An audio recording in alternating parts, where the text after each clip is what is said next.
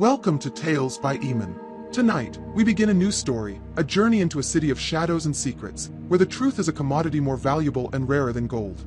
This is the story of a man who could solve any mystery, not because of his own brilliance, but because of his partner, a man with a peculiar and powerful affliction. This is the story of The Witness Who Can't Lie.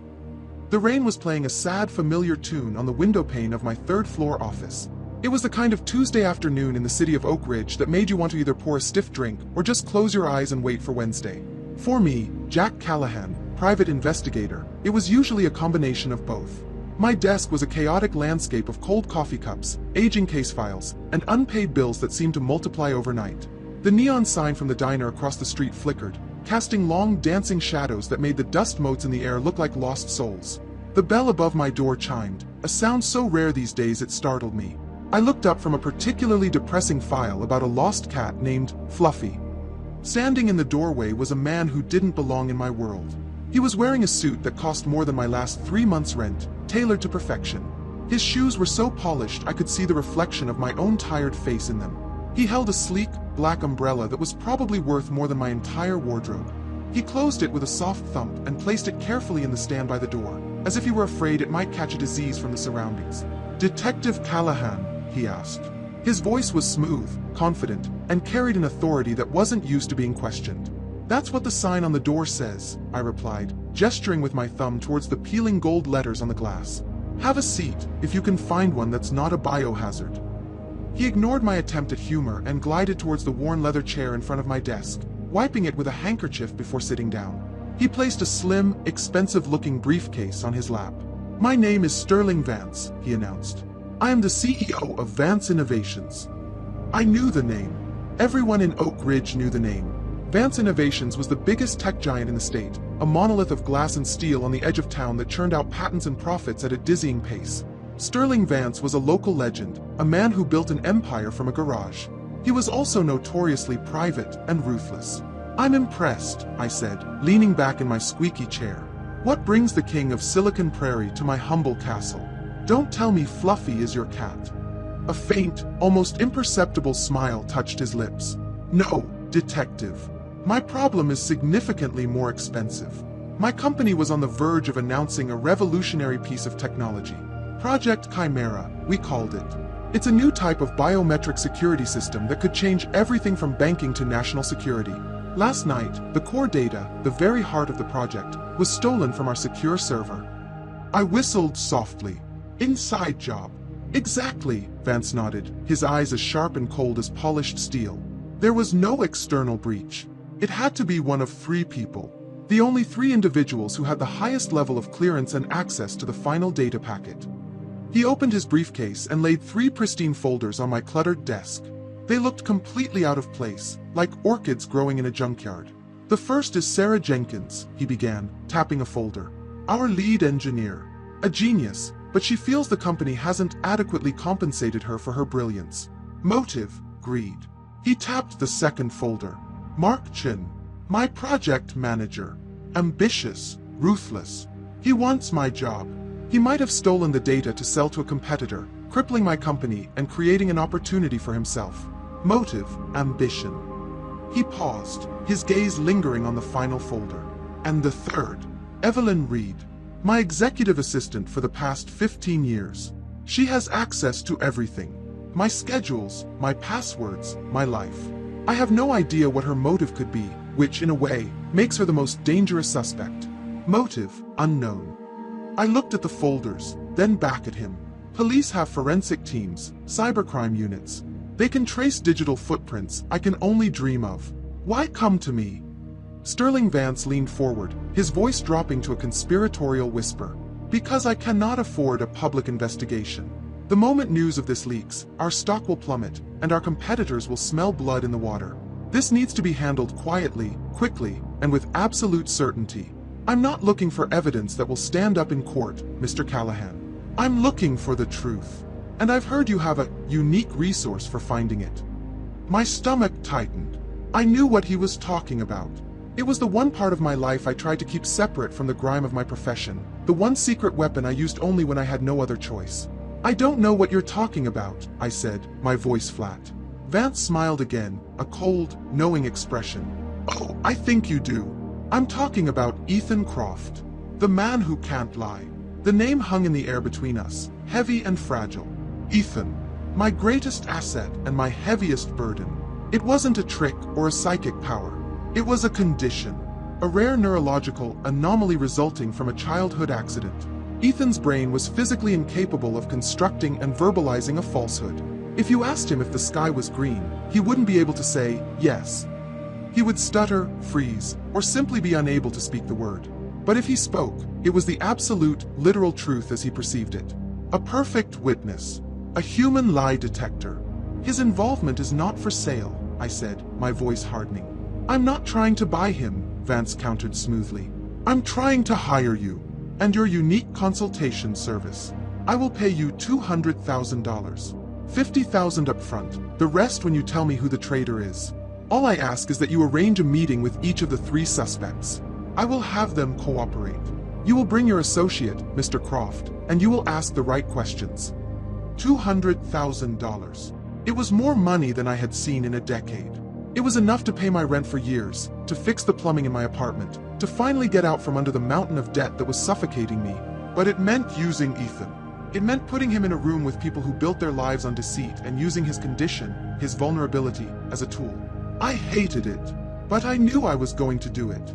I stared at Vance for a long moment, the rain drumming against the glass like a warning. The upfront $50,000 goes into my account before I make a single phone call. Ethan doesn't ask the questions. I do. He just listens. His presence is non-negotiable, and his identity remains confidential. He's my aide. Is that understood? A look of triumph flashed in Sterling Vance's eyes. He stood up, extending a hand. Perfectly, detective. My bank will transfer the funds immediately. You will have full cooperation from my staff. Just find me the snake in my garden. I shook his hand. It was cold and firm. After he left, the office felt emptier and somehow darker than before. The smell of his expensive cologne lingered in the stale air. I sat back down and looked at the 3 folders. Jenkins, Chen, Reed. A genius, a shark, and a shadow. One of them was a liar and a thief.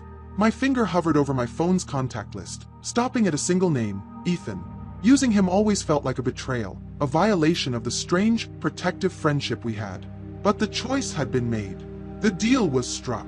In a city built on a foundation of secrets and lies, I was about to unleash the one man who was immune to them. The witness who couldn't lie. And I had a terrible feeling that the truth we were about to uncover would be far more dangerous than the lie it was hiding. The $50,000 from Sterling Vance appeared in my bank account with an unnerving, silent efficiency.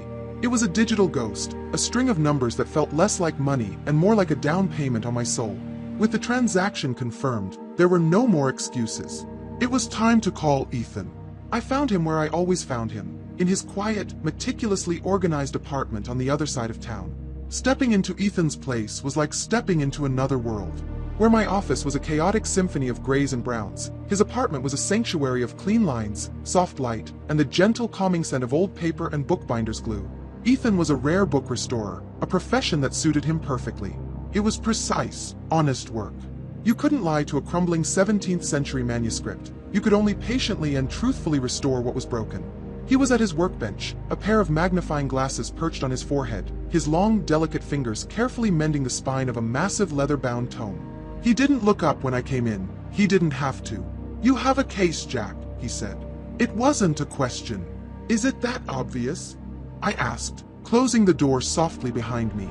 "Your posture changes," he replied, his eyes still fixed on his work. "Your shoulders are tighter. You walk with a purpose you usually reserve for chasing down a past due tab. And you only come here in person when you have a request you are not comfortable making over the phone."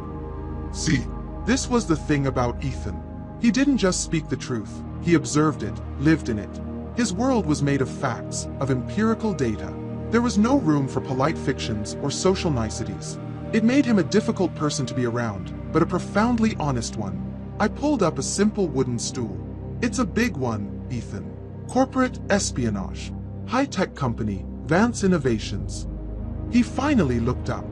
His eyes were a pale, intelligent blue, and they held a permanent weariness, the look of a man who has seen the unvarnished ugliness of the world and is forbidden from pretending it's anything else. "The Sterling Vance," Ethan stated again, not a question.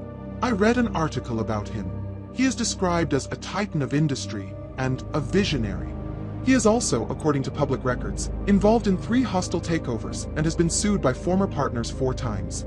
A man surrounded by conflict. That's the one, I said. Someone on the inside stole his new golden goose, a project called Chimera. He's narrowed it down to 3 people, and he wants us to find out who. I watched his face carefully. A subtle tension entered his jaw. He placed his tool down with surgical precision and turned to face me fully. He knows about me, Ethan said. The words were quiet, but they landed with the force of an accusation. I nodded slowly. He called you my unique resource. I'm sorry, Ethan. I never told him your name, but men like Vance, they have ways of finding things out. Their reach is long. You mean they pay people like you to dig into the lives of others, he corrected, without malice. It was just a fact. Yeah, I admitted, feeling a familiar pang of guilt. That too. Ethan stood up and walked over to his small, neat kitchen, pouring 2 glasses of water from a pitcher. He handed one to me. His movements were always deliberate, economical. No wasted energy. Who are they? He asked. The suspects. Sarah Jenkins, the lead engineer, described as a genius who feels underpaid. Mark Chen, ambitious project manager who wants the top job. And Evelyn Reed, Vance's personal assistant of 15 years. The loyal, enigmatic one. The motives are clear for the first 2, Ethan mused, staring out the window at the cityscape. Greed and power are simple languages. The third is more complex. Betrayal after long service often stems from a wound far deeper than money. That's what I thought too, I said. Look, Ethan, I know you hate this. Putting you in a room and having you act as a truth barometer. It's not fair. But this money, it could set me straight. And maybe, just maybe, we're the only ones who can get to the bottom of this without someone getting hurt. Vance is not a patient man. He was silent for a long time, watching the traffic flow on the street 4 stories below. He lived his life in a fortress of truth, and I was asking him to march into the heart of a war built on lies. The standard arrangement applies, he finally said, turning back to me. I am your aide. I do not speak unless spoken to. I will observe. If you need me to confirm something, you will ask me a direct, simple, yes or no question. You know the rules, Jack. Ambiguity is my enemy. If a question is phrased in a way that allows for multiple interpretations, I cannot answer it truthfully. You must be precise. I know, Ethan. I know. I felt a wave of relief. Thank you. I am not doing this for the money, Jack, he added, his gaze unwavering. I am doing this because you are the only person I know who searches for the truth for the right reasons, even when you are doing it for the wrong people. Do not let this Mr. Vance change that. I won't, I promised, and I meant it. We spent the next hour planning. We couldn't use my office. It was too much my territory. And we certainly couldn't use Vance's headquarters. That was the Lion's Den. I used some of the advance to book a neutral, sterile meeting room in a downtown office building, the kind used for corporate mediations. No character, no allegiances. Just a table, some chairs, and a coffee maker. A perfectly blank stage for our little play. We decided to start with Sarah Jenkins, the lead engineer. Her motive, greed, seemed the most straightforward. It was a tangible, measurable thing. We could ask about her finances, her satisfaction with the company, her ambitions. It felt like the shallow end of the pool, a good place to start before diving into the murky depths of corporate ambition and personal betrayal. I scheduled the meeting for the following afternoon. Vance's office confirmed within minutes that Ms. Jenkins would be there, under the pretense of a routine project review with an external consultant. As I got ready to leave, Ethan was already back at his workbench, the world of Sterling Vance and his stolen secrets seemingly forgotten as he focused on the honest, tangible reality of paper and thread. Jack, he said, without looking up. Yeah, be careful. A simple lie is like a weed. But the kind of lies that are required to steal something of that magnitude, that is not a weed. It is an invasive species. It chokes everything around it, and it will have very deep roots. I nodded, the weight of his words settling on me. I'll bring a shovel. Leaving his apartment and stepping back into the noisy, messy streets of Oak Ridge, I felt the contrast sharply. I was heading back into the gray, into a world of half-truths and convenient omissions. But tomorrow, for a few hours, I'd be bringing a small piece of Ethan's black and white world with me. I just hoped we wouldn't get shattered in the process. The meeting room was aggressively bland. Beige walls, a polished mahogany table that reflected the dull fluorescent lights above, and chairs that were designed for discomfort, probably to keep meetings short. It was a room with no memory and no soul, which made it the perfect place for our kind of work. I had a yellow legal pad in front of me that I had no intention of writing on, and a lukewarm cup of coffee that tasted like despair. Across from me, Ethan sat perfectly still, a silent statue in the sterile room. He was observing the grain of the wood on the table, his focus absolute. To anyone else, he would have looked like a junior analyst or a paralegal, just an unremarkable man in a simple gray sweater. They wouldn't see the finely tuned instrument he was, the living embodiment of truth in a world that preferred comfortable lies. The door opened, and Sarah Jenkins walked in. Sterling Vance's description had been accurate. She radiated intelligence. She was dressed in a sharp, practical blazer, her hair tied back efficiently, and her eyes, behind a pair of stylish glasses, were quick and analytical. They scanned the room, taking in me, then Ethan, before settling on me with a look of mild annoyance. "You're the consultant?" she asked, her tone making it clear she thought this was a waste of her valuable time. "I was told this was a post-project efficiency review. I'm Sarah Jenkins." "Jack Callahan," I said, standing to shake her hand. Her grip was firm, confident. "And this is my associate, Ethan Croft. Please, have a seat." She sat down, placing her tablet on the table. "All right, let's get this over with. I have a diagnostic running on the Chimera beta that I need to get back to. What is it you need to know? Server efficiency? Coding redundancies? My team's workflow?" I leaned back, trying to project an air of casual authority. "Something a little less technical, to start. I want to talk about the project itself. It was your baby, from what I understand. You must be incredibly proud." A flicker of genuine pride broke through her professional armor. "It's the most important work of my career. Project Chimera isn't just a product, it's a paradigm shift. The algorithms I wrote are more advanced than anything on the market. It's perfect. Perfection usually comes with a high price," I noted. "I'm sure Vance Innovations is compensating you handsomely for creating that perfection." The air in the room instantly chilled. The pride in her eyes was replaced by a flash of resentment, so quick I might have missed it if I wasn't looking for it. "I am compensated according to the terms of my contract," she said, her voice tight and precise. It was a textbook non-answer. "But you don't feel it's fair," I pressed gently. "You feel that the woman who designed the engine of a billion-dollar machine should own a piece of that machine, not just collect a salary for building it." She stared at me, her jaw set. "My feelings about my compensation are between me and Mr. Vance. It has nothing to do with an efficiency review." She was smart. She knew this wasn't what it seemed. "Humor me," I said. "You're a genius, Ms. Jenkins. Your work is going to make this company untold fortunes. Doesn't a part of you feel that a significant piece of that fortune belongs to you?" She took a deep breath, choosing her words with the same precision she'd probably used for writing code. "My contributions are a matter of record. I have faith that in the long run, my value to the company will be recognized and rewarded appropriately." The lie was beautiful. Not a direct falsehood, but an elegant, corporate-approved evasion. It was the kind of statement designed to sound positive while hiding a deep well of dissatisfaction. It was time to stop dancing. I leaned forward, my voice dropping. "We know the Chimera data was stolen, Ms. Jenkins. Your name is on a very short list of suspects. This isn't a review. This is an investigation." Her composure finally cracked. Her face paled slightly, but her eyes narrowed with anger. "That's absurd. I built Chimera from the ground up. Why would I steal it? I'm the only one who truly understands it. Selling it would be like selling my own child." "Children can be expensive," I countered. "And a big payday could set you up for life, let you start your own company, where you'd get all the credit and all the profit. No more fighting for scraps from Sterling Vance's table." "I did not steal the data," she said, her voice low and firm, each word a block of ice. "My work is my legacy. I would never betray it. That is my final statement on the matter." The room was silent. Her denial was powerful. It felt real, but in my line of work, feelings were unreliable evidence. I needed a fact. I turned my head slowly to look at Ethan, who hadn't moved a muscle the entire time. His eyes were fixed on Sarah Jenkins, his expression unreadable. "Ethan," I said, my voice calm and even. "Ms. Jenkins has just stated that she did not steal the Project Chimera data. Is she telling the truth?" Sarah Jenkins scoffed. "What is this? Who is he? Some kind of human resources guru?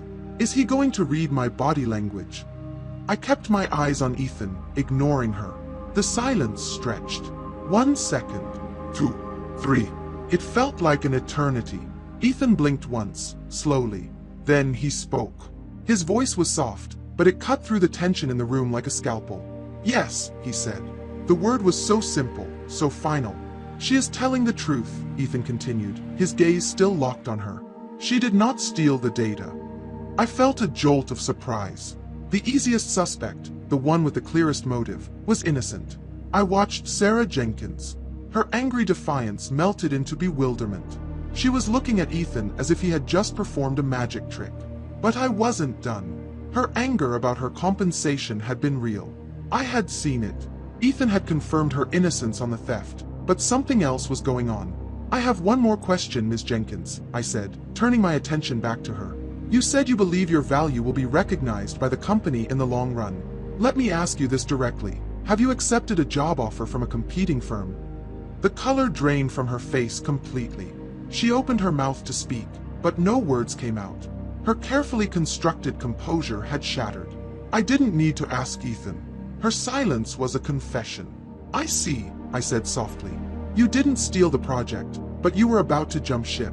Take the brain behind it and leave Vance with the machine but no one to run it. That's a different kind of betrayal, isn't it? She finally found her voice, a shaky whisper. I have to look out for my own future. If Mr. Vance won't value me, I'll go where I am valued. This meeting is over. She stood up, grabbed her tablet, and walked out of the room without another word, her confident stride from earlier now replaced with a hurried retreat. The door clicked shut, leaving Ethan and me alone in the silent, beige room. 1 down, 2 to go. The most obvious suspect was off the hook. She was a deserter, not a thief. Well, I sighed, running a hand over my tired face. That was not what I expected. The truth rarely is, Ethan observed quietly.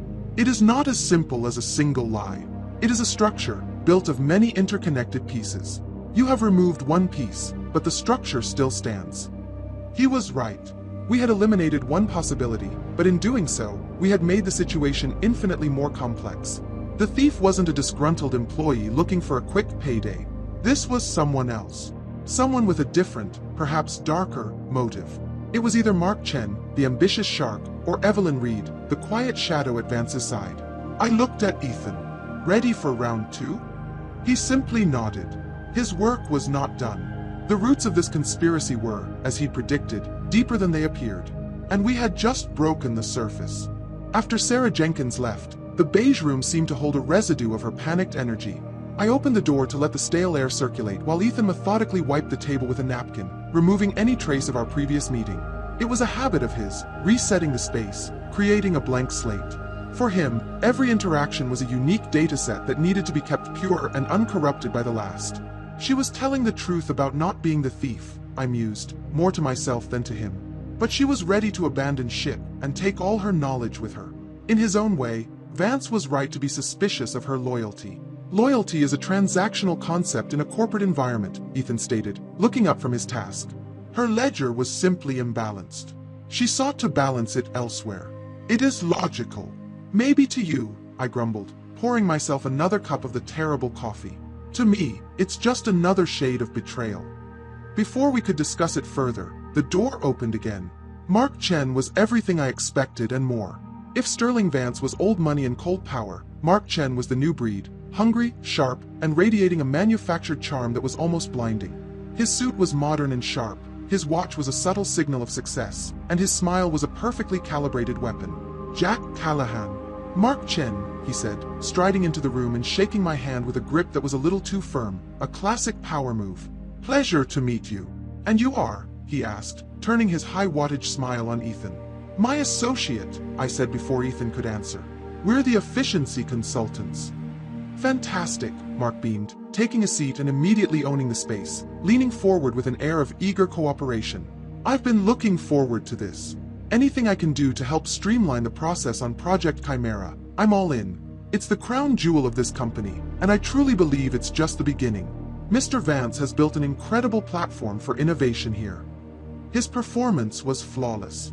He was the loyal soldier, the rising star, the future of the company. He praised Vance, lauded the project, and positioned himself as our #1 ally. It was so smooth, so polished, it set every one of my alarms ringing. People with nothing to hide are rarely this eager to please. Glad to hear it, I said, adopting a friendly corporate tone. We're talking to the key players, getting a feel for the project's internal culture. Sarah Jenkins, for instance, seems to feel that the company's compensation structure doesn't always reflect individual contributions. Mark's smile didn't falter, but his eyes hardened for a fraction of a second. Sarah's a brilliant engineer. Absolutely one of a kind. But she's an artist, you know? She sees the code, the beauty in the machine. She doesn't always appreciate the larger business ecosystem that allows her to create. That's my job. To see the whole forest, not just the individual trees. He was good.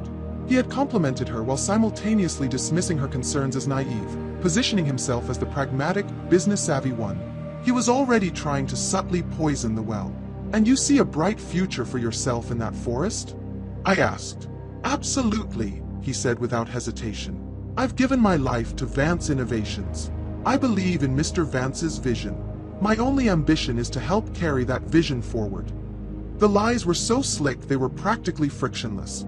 He was building a fortress of perfect corporate loyalty around himself. It was time to bring in a wrecking ball. That's good to hear, because we're looking into a serious breach of that loyalty, I said, dropping the friendly pretense. The core data for Project Chimera was stolen. And you, Mr. Chen, are one of 3 people who could have done it. Mark's reaction was a masterclass. He didn't show anger or fear. Instead, he leaned back, a look of grave concern on his face. He shook his head slowly. That's devastating. I had no idea. To think one of our own. Of course, you have to investigate. Do whatever it takes. This is a betrayal of the highest order. He looked me straight in the eye.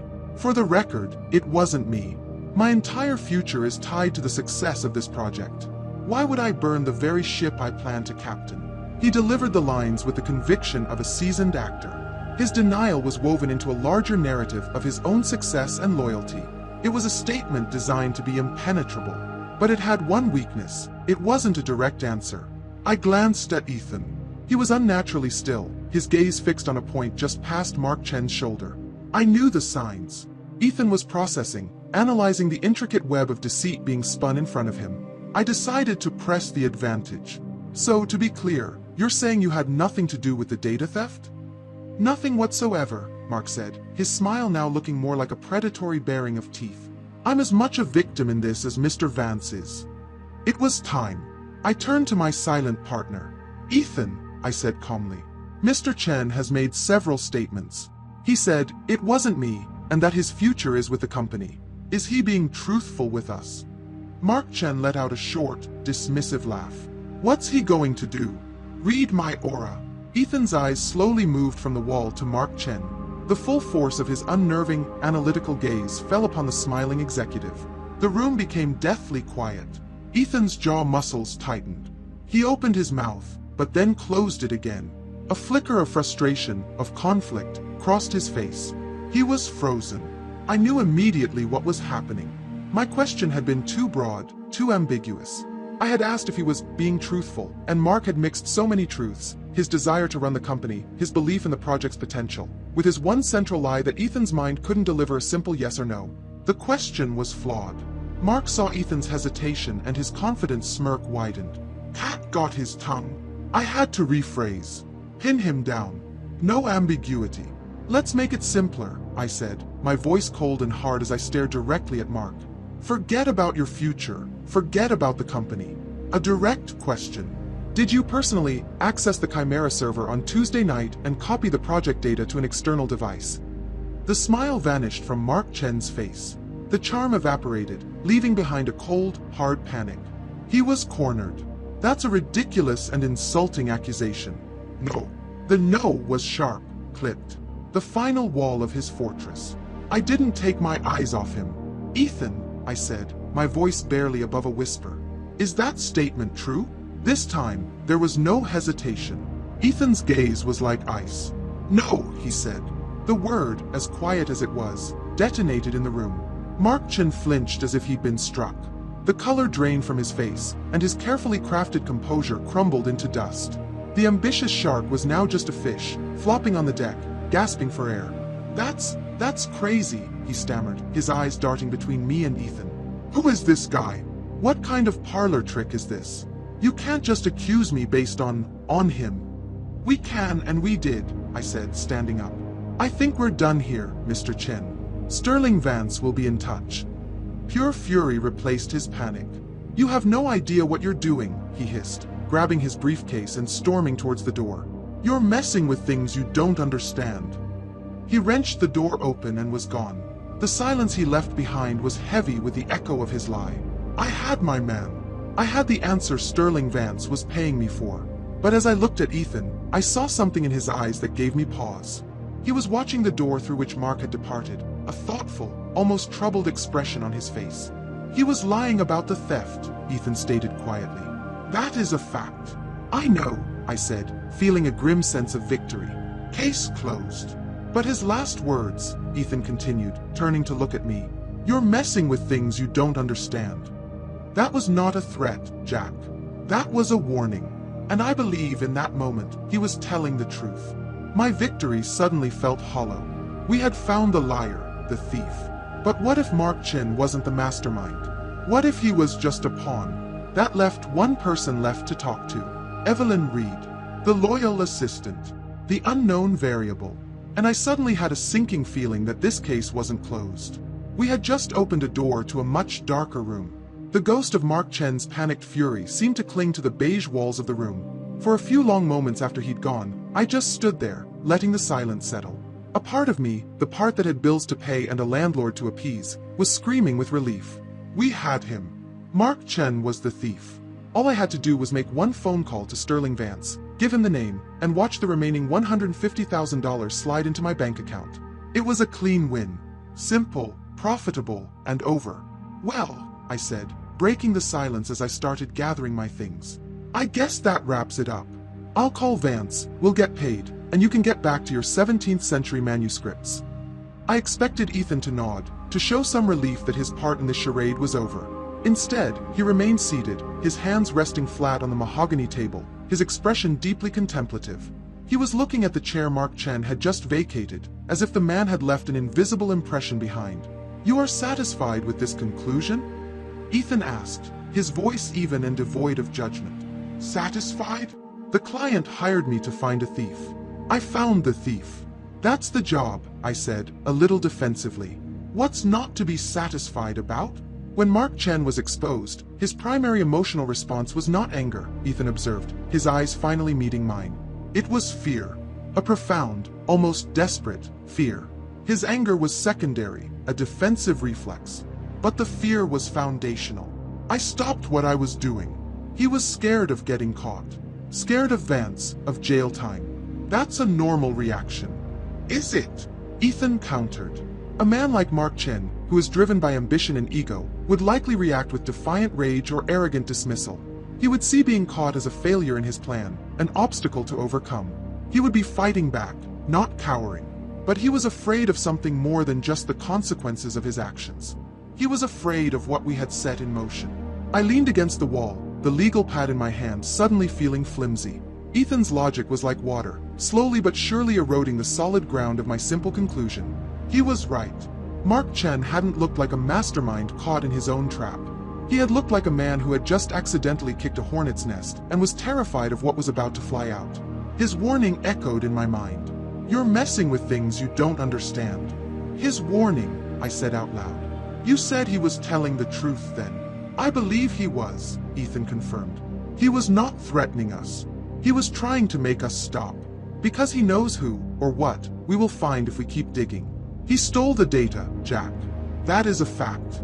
But I do not believe he did it for himself. He is a pawn, not a king. A wave of frustration washed over me. I had the money, the solution, the easy way out, dangling right in front of me. And now, because of Ethan's infuriatingly precise observations, it was all turning murky again. Walking away now would feel like reading a book and stopping one chapter before the end. The money would feel tainted, an advance for a job only half finished. This was the problem with having a conscience, and with having a friend who was, in his own way, the purest conscience I knew. So what are you saying? I sighed, dropping the pad on the table. We go on. We talk to the last one. Evelyn Reed. We were hired to find the truth for Mr. Vance, Ethan replied simply. We have uncovered a fact, that Mr. Chin lied. But have we uncovered the whole truth of the situation? I do not believe we have. He was right, and I hated it. I walked over to the window and looked down at the street below. People hurried along the sidewalks, each one a little world of secrets and intentions. Up here, we had just cracked one of those worlds open, and now I had to decide if I was going to peek inside or just slam it shut and take the money. Damn it. I pulled out my phone and dialed the number for Sterling Vance's office. His direct line. He picked up on the second ring. Callahan. Report, his voice commanded, sharp and impatient. The investigation is proceeding, Mr. Vance, I said, choosing my words carefully. I've interviewed Jenkins and Chin. I have one more interview to conduct. I've scheduled it for tomorrow morning. There was a pause on the other end of the line. One more? Have you not identified the guilty party? I've identified a liar, I answered truthfully. But I need to speak with Ms. Reed to understand the full picture. It's important to tie up all the loose ends. Vance was silent for a moment. I could almost hear the gears turning in his powerful mind. Very well, Callahan. The full picture, then. Do not waste my time. He hung up without a goodbye. I let out a breath I didn't realize I'd been holding. I had bought us one more day. I had committed to seeing this through, money or no money. I turned back to Ethan. It's set. Tomorrow morning. Same time, same place. He gave a single, slow nod of approval. The next morning, the room felt different. The air was thick with anticipation. We weren't just fishing for a liar anymore. We were hunting for the heart of the conspiracy. We had found the who in Mark Chin. Now we needed to find the why. And I had a growing suspicion that the answer to that question lay with the last person on the list. Right on time, the door opened. Evelyn Reed entered. She was the complete opposite of the others. Where Sarah had been bristling with intellectual energy and Mark had been dripping with slick charisma, Evelyn was quiet. She was a woman in her late 40s, dressed in a simple, elegant dark gray business suit. Her hair was neat, her makeup minimal. There was nothing remarkable about her at all. She was the kind of person who could stand in a room and go completely unnoticed, a ghost in the corporate machine. She looked more like a librarian or a school administrator than the right hand of a ruthless CEO. Her eyes, however, were calm and observant, and they held a depth that suggested a quiet, formidable intelligence. Mr. Callahan, she asked, her voice soft but clear. I'm Evelyn Reed. Mr. Vance said you needed to speak with me. She sat down, placing her hands neatly on the table in front of her. There was no fidgeting, no sign of nerves, just a quiet, unnerving stillness. This was the woman who knew all of Sterling Vance's secrets, the unknown variable. And as I looked at her placid face, I felt a chill run down my spine. This was it. This was the final door. And I had no idea what lay on the other side. Evelyn Reed sat across from us, an island of calm in the tense, beige room. Her stillness was more unnerving than Mark Chen's frantic lies or Sarah Jenkins's defensive anger. It was the composure of someone who knew the outcome of the game before it had even begun. There was no fear in her eyes, only a quiet, patient intelligence. I started with the basics, the same questions I'd asked the others, hoping to find a loose thread in her perfectly woven professional facade. I asked about her 15 years at Vance Innovations, her daily duties, her relationship with Sterling Vance. Her answers were immaculate. They were concise, professional, and utterly devoid of emotion. She described her role as a facilitator, her purpose to ensure Mr. Vance's vision was executed seamlessly. She spoke of him with a detached respect that sounded like the text from a corporate training manual. She was a fortress, and every question I asked simply bounced off the smooth, high walls.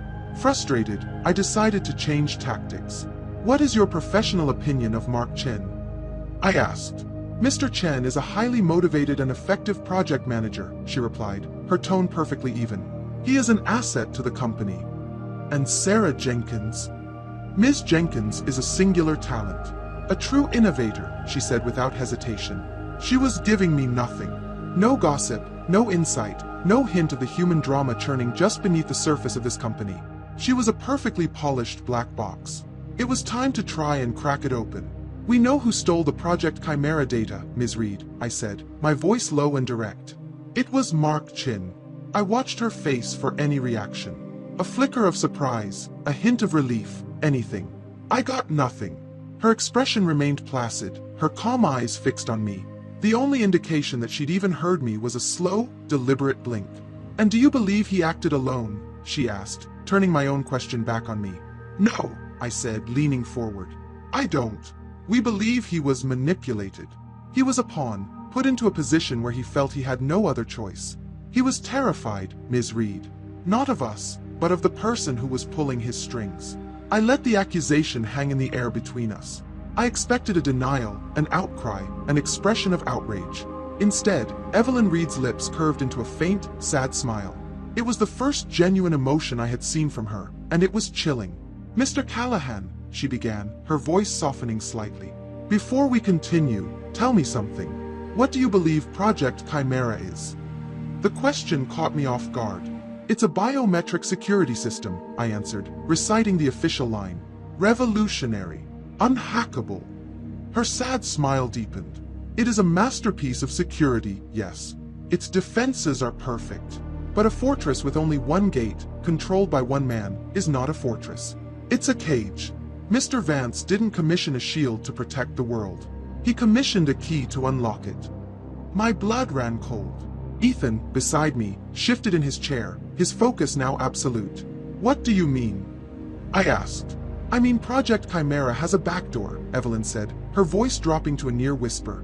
"A master override known only to Sterling Vance. Any system, any bank, any government agency that installs Chimera for its perfect security will be handing Mr. Vance the keys to their kingdom. He wouldn't just be a tech CEO.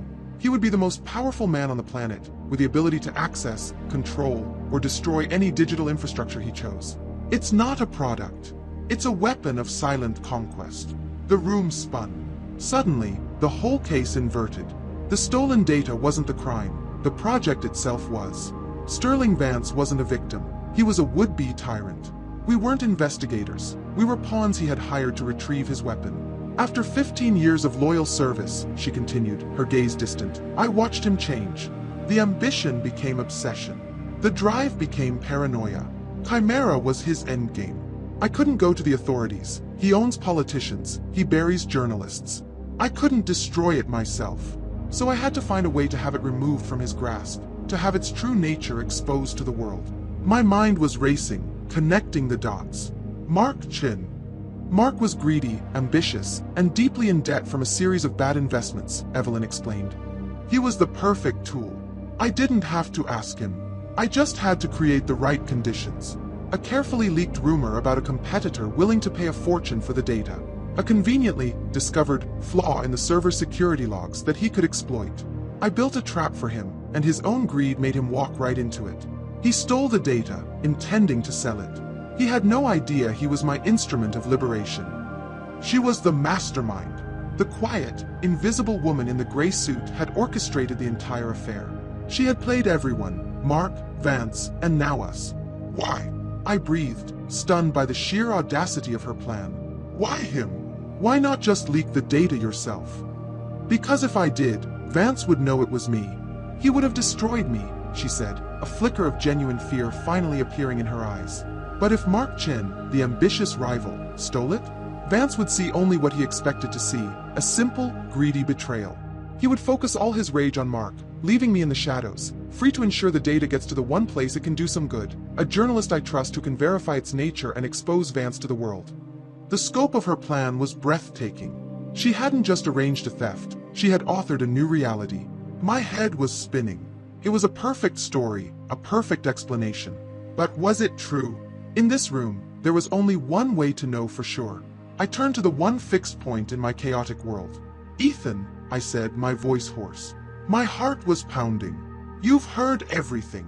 Ethan's gaze was on Evelyn. But it wasn't the cold, analytical stare he'd given the others. It was something different. It looked like respect. Is she telling the truth? I asked, the question feeling impossibly heavy. Is all of this true?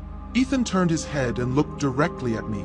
The weariness in his eyes seemed, for a moment, to be lifted. Yes, Jack, he said, his voice clear and absolute. Every word of it is true. The confirmation landed with the force of a physical blow. The simple case of corporate theft had just metastasized into a moral nightmare. My client was the villain. The thief was a pawn. And the mastermind was a whistleblower who had just confessed everything to me. I had been hired to find a truth, and now I was drowning in it. Evelyn Reed watched me, her calm expression back in place. She knew she had just handed me a bomb. The only question left was what I was going to do with it. Ethan's confirmation, every word of it is true, hung in the beige room like a verdict.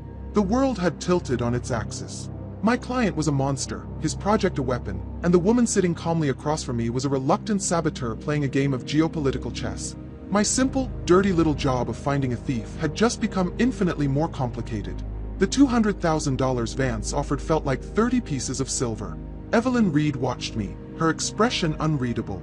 She had laid her life's work, her secrets, and likely her life itself on the table between us. She was waiting to see what I would do with them. "So that's it," I said, my voice rough. "You manipulated a man into committing a felony, and you've just confessed to a private investigator hired by the man you're betraying. That's a hell of a risk, Ms. Reed." "It was a calculated one," she replied, her composure unwavering. "I have observed Mr. Vance for 15 years. I know how he thinks. He would hire someone like you, cynical, effective, but ultimately, someone with a line they won't cross. I also researched you, Mr. Callahan, and your associate. I learned about Mr. Croft's condition. I knew that if I told you the truth and he confirmed it, you would be faced with a choice. Not between right and wrong, but between the easy path and the right one." Her foresight was terrifying. She hadn't just been a step ahead of Vance, she'd been a step ahead of me, too. "And what makes you so sure which path I'll choose?" I challenged, though the protest felt weak even to my own ears. "Because you brought him," she said, nodding subtly towards Ethan. "A man who wanted an easy paycheck wouldn't bring a living embodiment of truth into the heart of a lie. You brought him because, deep down, you were looking for what I just gave you." She was right. I looked at Ethan, who was watching the exchange with a quiet intensity. For the first time, I understood the true nature of our partnership. I didn't just use him to find liars. I used him to find the truth that I, on my own, was too jaded to recognize. "Okay," I said, surrendering to the inevitable. I sat down, the fight draining out of me, replaced by a cold, pragmatic dread. "Let's say I believe you. Let's say I want to help. What does that look like? You've got the most powerful man in the city hunting for his stolen property. Mark Chen is a dead man walking, and now you, me, and Ethan are standing right next to him." "That is where you come in," Evelyn said, leaning forward slightly. "I don't need a soldier, Mr. Callahan. I need a storyteller. I need you to give Sterling Vance a story he will believe. Something that will buy me time. I need 48 hours. For what? To get the data to someone who can expose it. A journalist named David Miles. He's one of the few left with the courage to take on someone like Vance. The data is secured on an encrypted drive. I need to get it to him, and he needs time to verify it and publish his findings. Once the story is public, we're all safer. Vance will be fighting a public war, not a private one." It was a solid plan, but it all hinged on me. I had to stand in front of a Category 5 hurricane and convince it to change course for 2 days. "What do I tell him?" I asked, my mind racing. "I can't just say I need more time. He's not a patient man." "You will tell him you found the thief," Evelyn said. "You will tell him it was Mark Chin. It's the truth he expects, and therefore, the one he is most likely to believe. But you will add a complication, a variable he cannot immediately control." An idea began to form, a risky, ugly little lie born from years of dealing with cornered, desperate people. "A dead man's switch," I said. "We tell Vance that Chen is paranoid, that he's set up an automated system. If he's captured or killed, or if he fails to check in every few hours, the entire Chimera database gets dumped onto the public internet. Raw, unredacted, for every hacker and foreign government to see." Evelyn considered this, her eyes analytical. Vance values control above all else. The thought of Chimera being released into the wild, beyond his grasp forever, that would terrify him more than anything. He wouldn't send a kill team. He would be forced to try and negotiate, to track Chin carefully. He would be slowed down. "Yes," she finally said, a glimmer of approval in her eyes. "Yes, that will work." The plan was set. I was no longer an investigator. I was an active conspirator, about to lie directly to a man who could crush me without a second thought. Evelyn stood up, her part in our meeting concluded. "I will be in touch through a secure channel to let you know when the data has been delivered. Until then, I will be the loyal, efficient assistant, as always." She paused at the door. Thank you, Mr. Callahan. You've restored a little of my faith in humanity. She slipped out of the room as quietly as she had entered, leaving me and Ethan in the suffocating silence. The weight of our decision pressed down on me. We had officially switched sides. You realize, I said to Ethan, that we just went from being employees to being traitors. If Vance finds out what we're doing, he won't just sue us. I am aware, Ethan said.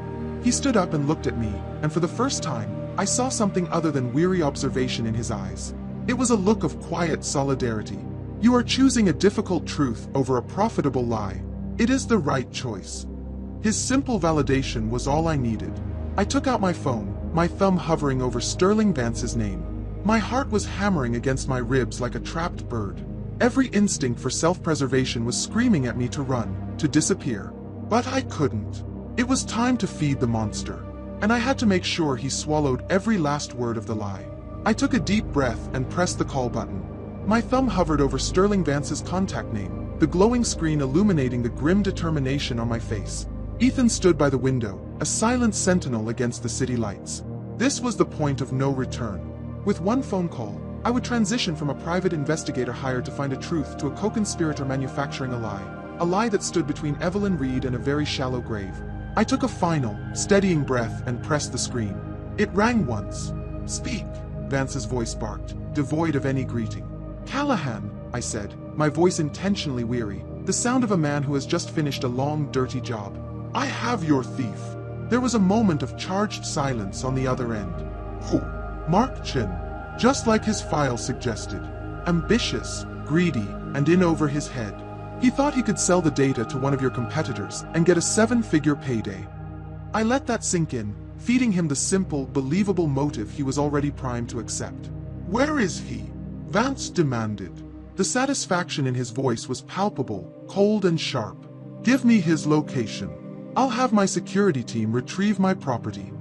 "That's where we have a problem," I said, letting a note of frustration enter my tone. "Chen's not just a thief, he's a paranoid one. He's gone to ground, and he's left a nasty surprise for us. He's set up a dead man switch." "A what?" he snapped. "It's an automated system. I found traces of the code on his work terminal before it was scrubbed.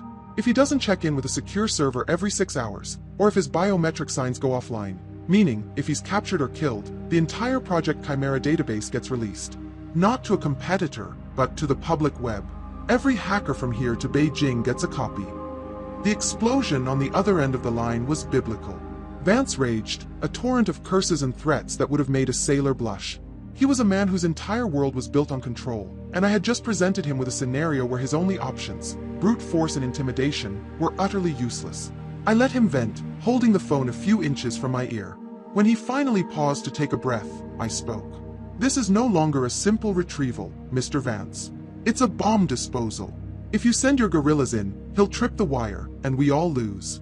Your project goes public, and he gets away with nothing but spite. We have to play this smart. We need to make him think he has a way out, negotiate him out of his hole, and get him to dismantle the system before we take him down." The silence that followed was heavier than his rage. I could practically hear the calculations running through his brilliant, ruthless mind. He was assessing the threat, weighing the variables, and realizing, to his immense frustration, that I was right. "What do you propose?" he finally growled, the words tasting like acid in his mouth. "You hired me to handle this quietly," I reminded him. "Let me do my job. I'll establish a channel, try to make contact. I'll find a way to neutralize the threat. But I need you to pull your people back. Let me be the only one hunting him. Any other pressure will spook him, and he'll push the button." Another long, agonizing pause. "You have 48 hours, Callahan," he said, his voice a low, dangerous whisper. "Find my data, or the only thing my team will be retrieving is you. Understood." "Understood," I said, and the line went dead. I lowered the phone, my hands slick with sweat. My heart was pounding a frantic rhythm against my ribs. I looked over at Ethan. "How'd I do?" I asked, the words coming out as a weak croak. Ethan's expression was, as always, unreadable. "You presented a series of non-factual statements as truth," he said. "Based on his reaction and subsequent agreement to your terms, it is logical to conclude that he believed your statements. Your deception was successful." "Thanks. I think," I muttered, slumping into a chair. The adrenaline began to fade, replaced by the cold, heavy reality of our situation. We had started the clock. 48 hours. For Evelyn to succeed, for us to survive. We left the sterile meeting room and retreated to the familiar chaos of my office. It was the last place Vance's people would think to look for us, hiding in plain sight. The night dragged on. Every passing car on the street below sounded like a threat. Every shadow in the hallway seemed to hold an assassin. We were fugitives in our own city, waiting. I spent the hours pacing, drinking stale coffee, and fielding 2 more calls from Vance, feeding him fabricated updates about tracking a digital ghost and closing in on Chen's possible location. It was exhausting, weaving a web of lies complex enough to keep a spider like Vance tangled in it. Ethan, by contrast, was an island of tranquility. He had found a dusty book on my shelf, a history of the city's architecture, and was reading it with serene focus, completely absorbed. His calmness was both a comfort and an irritant. He wasn't worried about the lie because a lie was just a tool, an abstract concept. I was the one who had to live with the consequences if it broke. 24 hours passed. Then 30. The silence from Evelyn was deafening. My hope began to fray, replaced by a gnawing anxiety. What if her journalist had backed out? What if Vance had found her? What if her whole story was a lie? I pushed that last thought away. Ethan had confirmed it. I had to trust that. Late in the afternoon of the second day, with only a few hours left on Vance's deadline, my burner phone vibrated. It was a text from an unknown number. One word. Package. A wave of relief so powerful it made me dizzy washed over me. She had done it. The data was delivered. I showed the screen to Ethan. She has made contact with the journalist, he stated. Before I could even reply, the phone vibrated again. A new message from the same number. Complication. My blood ran cold. The relief vanished, replaced by a spike of pure dread. One word. Package. A signal of success. Followed by another. Complication. A signal of failure. The plan had worked, but something had gone wrong. Horribly wrong. And our 48 hours were almost up. The word complication glowed on the screen of the burner phone, a single word that dismantled every ounce of relief I had felt just seconds before. It was a digital stop sign, a blaring red light in the dark, and we were speeding right towards it. What does it mean? I said, the words feeling rough in my throat. A complication with the data? The journalist. What? Evelyn's plan was precise, Ethan observed, his voice a low anchor in my rising panic. She would not use that word for a trivial matter. The variable is significant and dangerous. Before I could spiral further, my real phone, the one linked to my actual life, began to buzz. The screen lit up with Sterling Vance's name. My 48 hours were up. The monster was calling to see if I had finished his errand. I looked at Ethan, a silent question in my eyes. He gave a single, almost imperceptible nod. We play the game until the end. I answered the call. Your time is up, Callahan. Vance's voice cut through the line, sharp and cold as a shard of glass. Report. Where is my data? My mind raced, scrambling for a foothold in the landslide. I had to extend the lie. I had to buy more time, not just for Evelyn, but for us, to figure out what the hell had gone wrong. I've made contact, I said, forcing a steady professional tone.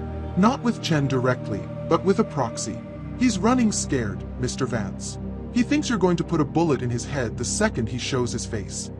A predictable and accurate assumption, Vance sneered. I am not interested in his feelings. I am interested in my property. And you'll get it, I lied, the words tasting like ash. But he's not just going to hand it over. He wants a price for dismantling the dead man's switch. An untraceable crypto transfer of $500,000 and a clean passport with a new identity. He wants a way out. I could hear Vance's sharp, angry intake of breath. He was being extorted for the return of his own stolen goods. The sheer audacity of the demand, I hoped, would make it sound more believable. You are telling me I have to pay this rodent, he hissed. You have to play the long game, I said, pushing the narrative. We give him what he wants. He gives us the location of the drive and the kill code for the switch. Once the data is secure, Chen is just another loose end. And loose ends can be tied up. Permanently. But if we move on him now, he panics, and the data goes public. This is the only way to maintain control. I hammered on that word, control. It was the only currency Vance truly understood. The silence on the other end stretched for an agonizingly long time. He was weighing his rage against his paranoia. Arrange it, he finally commanded. Get the details for the transfer and the passport photo. Send them to my office. But know this, Callahan. I am putting a surveillance team on you. Not to interfere, to observe. If I get even a hint that you are playing me, they will stop observing and start acting. Do you understand? Crystal clear, I said. The line went dead. I slumped back against my desk, a cold sweat breaking out on my forehead. We had bought more time, but at the cost of a leash. Vance's eyes were now on us. Now what? I said, running a hand through my hair. We have to figure out what Evelyn's complication is, and we have to do it without tipping off the hounds. The journalist, Ethan said simply. Her plan centered on him. If there is a complication, the most logical place to start is with him. David Miles. Of course. It was simple, methodical PI work. The kind I used to do before I got tangled up in conspiracies and human lie detectors. I turned to my computer, the dusty keyboard clicking under my fingers as I typed the name into a search engine. The first few results were what I expected. Links to his articles, his bio at the newspaper, his awards for investigative journalism. I scrolled down, looking for anything recent, anything out of the ordinary. And then I saw it. A small headline from a local news aggregator, posted only a few hours ago. It was buried beneath city council reports and sports scores. Veteran journalist David Miles, in critical condition after suspected hit and run. The words hit me like a physical blow. I read the short article out loud, my voice hollow. Miles had been struck by a speeding vehicle late last night while crossing the street. The car never stopped. He was in the ICU at Oak Ridge General. His prognosis was uncertain. The complication. It wasn't digital. It was brutally, violently physical. Vance, I breathed, the realization dawning with sickening certainty. He must have had Miles under surveillance already. He knew he was a threat. Or he learned of Evelyn's plan through another source, Ethan added, his face grim. He let her deliver the package. He let her feel she had succeeded. Then he removed the recipient from the board. The sheer, cold-blooded strategy of it was terrifying.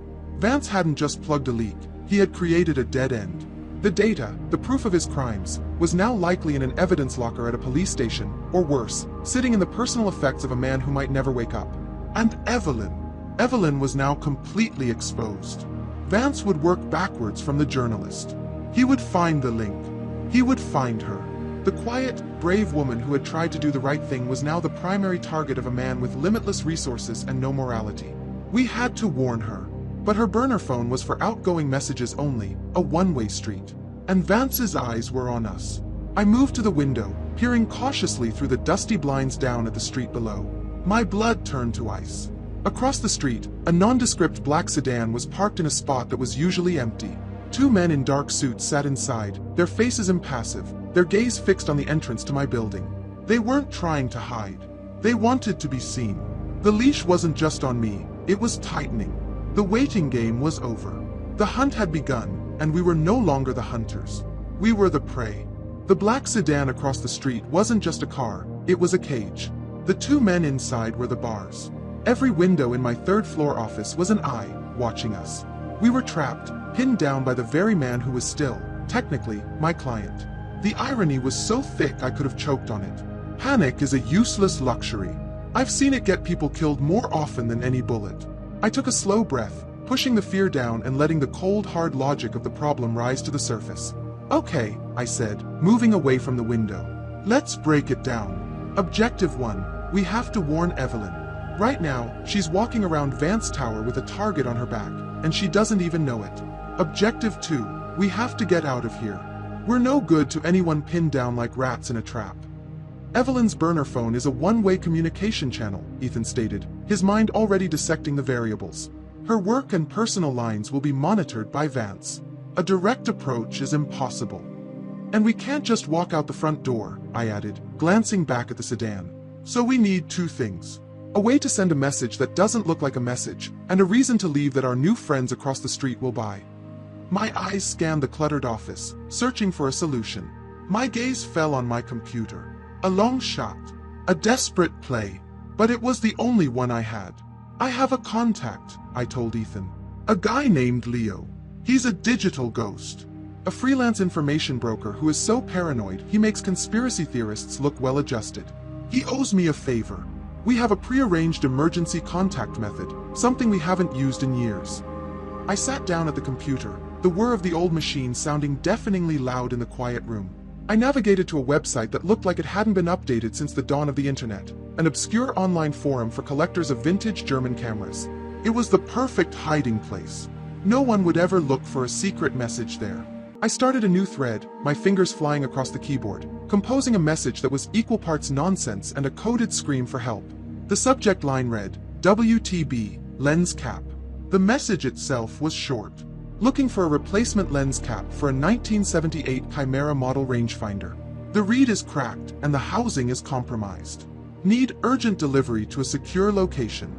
Anyone have a lead? It was gibberish to anyone else. But to Leo, it was a flare in the dark. Chimera was the project. Reed was Evelyn's name.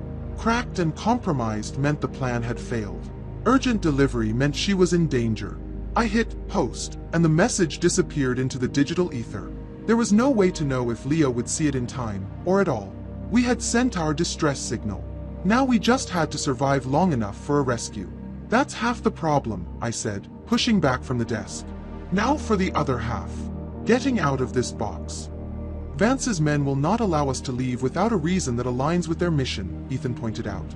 Their purpose is to observe you as you hunt for Mark Chin. Exactly, I said, a dangerous, reckless idea forming in my mind. So we give them something to hunt. I picked up my personal phone, the one Vance had a tap on. I'm going to use the lie, I explained to Ethan. I'm going to build on it. I'm going to call Vance and tell him my negotiations with Chen's proxy have paid off. Chen is ready to talk terms, but he's paranoid. He's arranged a dead drop. You will be creating a false objective to divert his resources, Ethan said, understanding immediately. That's the plan. I'll pick a spot on the other side of town. Somewhere public, crowded, and chaotic. Union Station during rush hour. I'll tell Vance that Chen is leaving a flash drive with instructions for the crypto transfer in a specific locker. It's the only play we have. It forces Vance to send his team there, including, hopefully, our watchdogs across the street. He'll want all hands on deck to try and grab Chen. It should give us a window, however small, to slip out the back. The risk is substantial, Ethan noted calmly. If the lie is discovered, Vance will know he has been deceived. The risk of staying here is 100%, I countered. At least this way, we're rolling the dice. I found the number and took a deep breath. This lie had to be even better than the last one. I had to sell the fiction of a desperate PI finally closing in on his target.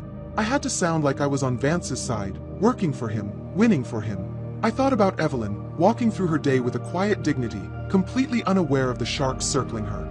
I thought about the journalist, David Miles, lying in a hospital bed. I thought about Sterling Vance, a man who believed he could control the world with a piece of code. My resolve hardened. This wasn't just about survival anymore. It was about fighting back. I had to build one more layer on my house of lies, hoping this time it wouldn't bring the whole damn thing crashing down on our heads. I pressed the call button, ready to perform the role of my life. My finger was steady as I dialed Sterling Vance's number. The plan was insane, a house of cards built on a foundation of pure fiction, and it was the only thing keeping us alive. I had to sell it. I had to make him believe. Callahan, I said the moment he answered.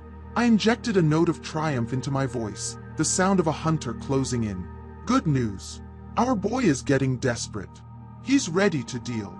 Define deal. Vance's voice was a low growl, vibrating with impatience.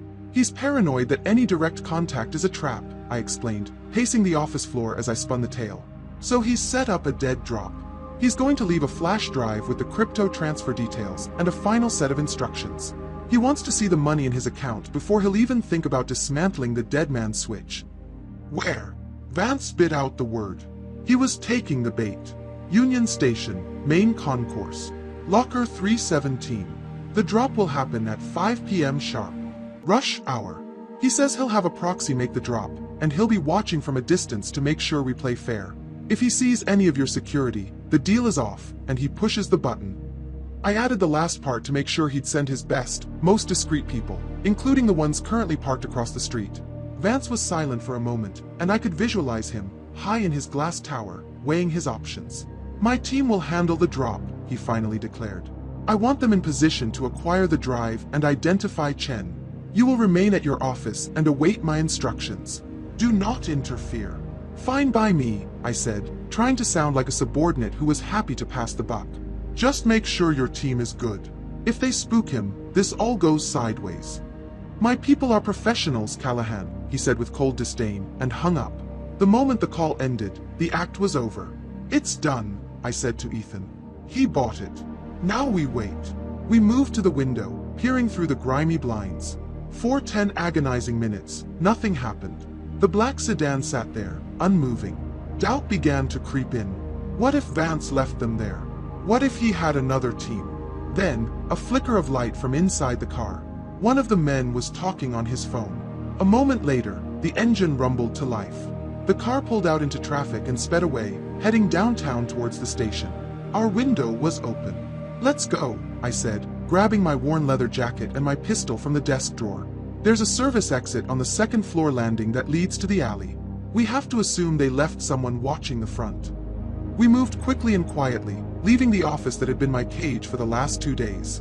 The back stairwell was musty and dim. The service door creaked open into a narrow, trash-strewn alley. The coast was clear. We melted into the afternoon foot traffic, just 2 more anonymous faces in the city, our heads down, our pace brisk. Every person who glanced our way felt like one of Vance's spies. Every black car that passed felt like a new team of watchers. We didn't speak until we were safely inside a grimy pay-by-the-hour motel room on the industrial edge of town, the kind of place where the air smells of stale smoke and desperation. It wasn't home, but for now, it was safe. The first thing I did was pull out my laptop and navigate back to the vintage camera forum. My heart hammered against my ribs. If Leo hadn't seen the message, or if he'd ignored it, Evelyn was still in the dark. I clicked on my thread. There was one reply, posted just 10 minutes ago, from a username I recognized, ghost_skirmishing. It was Leo. The message was as cryptic as my own. Lens cap, sorry to hear about the crack. I've sent a repairman to the gallery where the read is on display. He should arrive shortly. Hope it's not too late. I let out a breath I didn't know I was holding. He got it, I said, translating for Ethan. A repairman, one of his people, is on his way to the gallery, Vance Tower. He's going to warn her. We had done it. We had escaped, and the warning was on its way. It was a small, desperate victory in a war we were still losing badly. We sat in the silence of the cheap motel room, the adrenaline of the escape slowly draining away, leaving a residue of exhaustion and uncertainty. Your strategy of layered deception was successful, Ethan observed, his voice cutting through the quiet. You have altered our immediate reality by creating a false one for Mr. Vance. But his reality is now fundamentally different from the truth. When a man like that discovers the discrepancy, his reaction will be significant. He was right. Our escape wasn't an ending. It was just the beginning of the next, more dangerous phase. Vance would send his team to Union Station. They would find an empty locker. And when they did, his rage would be absolute. He would know I had played him, and he would tear the city apart to find me. The lie had a timer on it, and it was ticking down fast. So we can't just hide, I said, thinking aloud. Hiding is a losing game. We have to get ahead of him. We have to win. To win, Ethan said, we require the one thing we do not possess, the evidence. The data from Project Chimera. My mind raced back to the news article. David Miles. The hit and run. The hospital. His personal effects. The data drive was our only weapon. It was the key to everything. The journalist, I said, my voice low. His belongings must be at the hospital, or in a police evidence locker. That drive is our only shot. A new insane plan began to form, even more reckless than the last. We were fugitives, hunted by a billionaire's private army. Our faces would soon be known to every asset Vance had. And our only hope for survival was to walk into a hospital, a place filled with security and records, and retrieve a piece of evidence from a man in a coma. It wasn't just a long shot anymore. It was a suicide mission. But it was the only one we had. In the grimy motel room, the silence was a living thing, thick with unspoken questions and the looming threat of what came next. The Union Station gambit had been a success, but it was a victory with a terrifyingly short lifespan.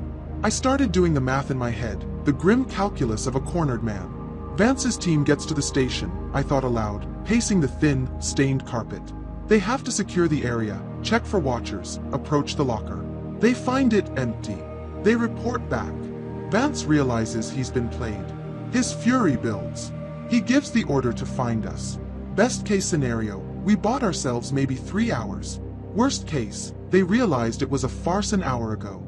The most probable outcome is that Vance has already transitioned from retrieval to retribution, Ethan said, his voice calm and factual. He was looking at the motel room's single, grimy window as if it were a complex equation.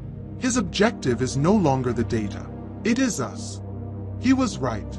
We weren't just hiding anymore. We were being actively hunted, which meant our insane plan to retrieve the data from the hospital had to happen now, and it had to be perfect. I sat down with my laptop, the flickering screen a small beacon of hope in the dim room. Okay, Oak Ridge General Hospital. Let's see what we're walking into. I pulled up floor plans, security company contracts, news articles about their new wing. It was a fortress of healing, equipped with modern surveillance and access-controlled wings. David Miles, as the victim of a major crime, would be in the ICU. His room would likely have a police officer stationed outside. The drive won't be in his room, I said, pointing at the screen. His personal effects would have been cataloged and stored, either in a secure patient property locker at the hospital or, more likely, they were taken as evidence by the Oak Ridge Police Department. The police department is a significantly harder target, Ethan noted. The probability of a successful infiltration there is close to zero. Which means we have to bet on the hospital, I concluded.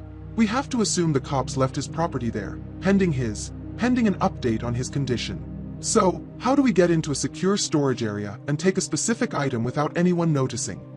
The question hung in the air, heavy and impossible. We needed disguises. We needed a cover story. We needed a miracle. As if on cue, my laptop pinged with a notification. A new, encrypted email had arrived. The sender was an untraceable address, but I knew it was Leo. I opened it. The message was short and to the point. Message delivered to read.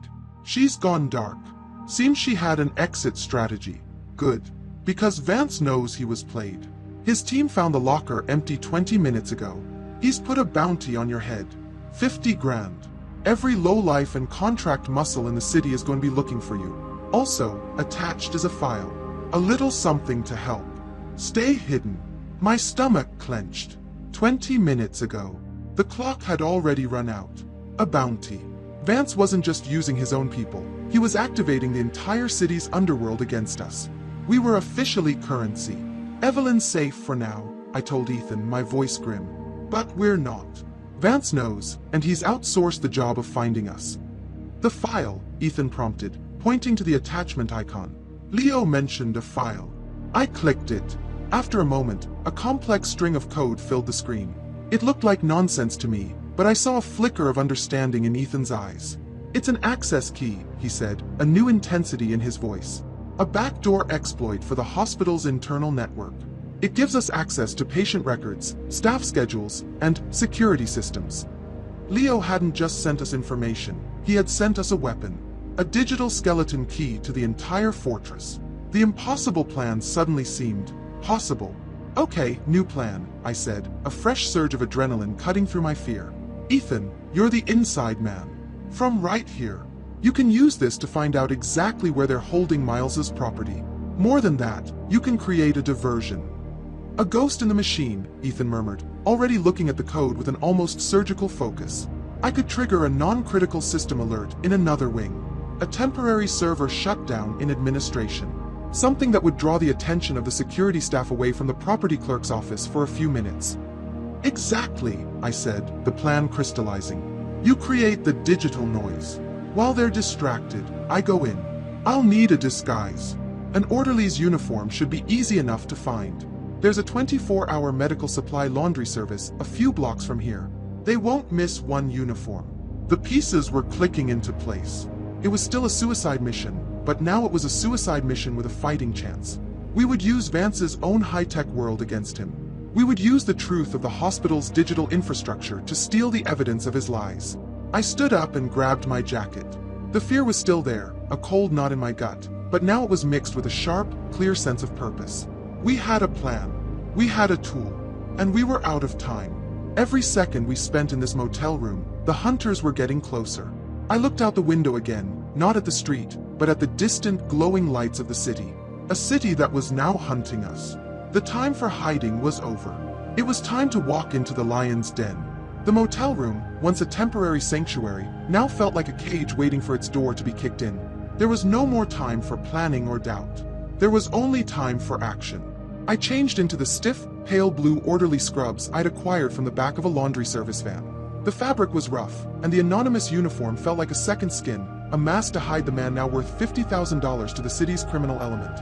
Ethan was already a part of the machine. He sat before the glowing laptop screen, his face illuminated by lines of scrolling code. The motel room had become his cockpit. From here, he would be my eyes, my guide, my ghost. We did a final check on the burner phone and the tiny wireless earpiece that would be my only link to him. "Ready?" I asked, my voice low. "I am interfaced with the hospital's network," he replied, not looking away from the screen. His voice was calm, detached, the mission controller counting down to launch. "Their security is adequate, but predictable. I am ready." I gave him a final nod, a silent acknowledgement of the insane trust one was placing in him, and stepped out of the room. The world felt instantly hostile. The late afternoon sun cast long shadows that seemed to hide unseen watchers. A man leaning against a lamppost, a car idling at the corner. Were they just parts of the city's daily rhythm, or were they hunters waiting for me to show myself? Paranoia was a luxury I couldn't afford, but a healthy dose of fear kept my senses sharp. I took a bus that snaked its way through the city's arteries, the anonymous motion a comfort. I was just another tired worker heading for a long shift, my face a blank mask of indifference. When the sprawling complex of Oak Ridge General Hospital came into view, my heart began to hammer a steady, heavy rhythm against my ribs. This was the lion's den. I walked through the automatic glass doors of the main entrance, and the world changed. The chaotic noise of the city was replaced by the controlled hum of the hospital, the sterile smell of antiseptic, the soft squeak of rubber-soled shoes on polished linoleum, the disembodied voice on the overhead paging system. I clutched a clipboard I'd swiped, a simple prop that made me invisible, and started walking. "I'm in," I whispered into the mic hidden in my collar. "I see you," Ethan's voice crackled softly in my ear. "You just passed camera 7 in the main lobby. Proceed down the main corridor, take the second left. Elevator bank ahead. You need the service elevator to the basement." His directions were my lifeline. He guided me through the hospital's maze, a digital Ariadne leading me through the labyrinth. "Turn right. There is a security guard at the nurse's station ahead. He is watching the game on his phone. He will not notice you. Proceed." I followed his instructions, my movements becoming more confident as I blended into the background. I was no longer Jack Callahan, PI. I was just another nameless orderly in a sea of them. We reached the basement. The air down here was cooler, the hallways narrower and lined with humming machinery and storage rooms. It was the hospital's guts. "Patient property is at the end of this hall. Room B42, Ethan's voice guided. "There is a single clerk on duty, a woman named Martha. I have accessed her work log. She has been complaining about a faulty network printer all day. I will use that. But the primary diversion will be a code orange, a non-violent patient disturbance. I'm flagging a dementia patient in the West Wing, 3rd floor, as wandering and agitated. It will draw the main security focus." I found a small alcove across from the property room, shielded from view. I could see the clerk, a tired-looking woman with graying hair, typing slowly at her computer. "I'm in position," I whispered. "Executing," Ethan's voice came, cold and precise. A moment later, a distant but insistent alarm began to chime upstairs. The speaker in the hallway ceiling crackled to life. "Code orange, West Wing, 3rd floor. Code orange, West Wing, 3rd floor." The clerk, Martha, sighed, the sound of a woman whose day just got longer. Her desk phone buzzed. As she answered it, her computer screen flickered, displaying a network error message. "Printer offline. Ethan's secondary diversion." Her attention was now completely divided. "The door to B42 has a maglock," Ethan said in my ear. "I am overriding the circuit now. The lock will be disengaged for 10 seconds. Go." I moved. Fast and silent. I crossed the hall, my hand reaching the door just as I heard the soft click of the lock disengaging. I slipped inside, closing the door gently behind me. The room was small, filled with metal shelves lined with large, sealed plastic bags, each tagged with a name and number. The air was still and smelled of stale perfume and antiseptic. I scanned the tags, my eyes racing. Miller, Sanchez, Peterson, there, Miles, David. Admitted October 5th. PR intake. I grabbed the bag. My fingers fumbled with the seal, tearing it open. Inside was a wallet, a set of keys, a smartphone with a spider web of cracks across the screen, and a small, silver flash drive on a keychain. I had it. The key to destroying Sterling Vance was in my hand. I shoved the drive into my pocket and turned to leave. My hand was on the doorknob when I froze. Footsteps. Heavy, deliberate footsteps were approaching in the hallway. It wasn't the clerk. It sounded like a security guard, his heavy boots echoing on the linoleum floor. "Ethan, someone's coming," I hissed into the mic. "I see him on the camera." Ethan's voice was tense. "He's ahead of schedule. A random patrol." The footsteps stopped directly outside the door. I was trapped.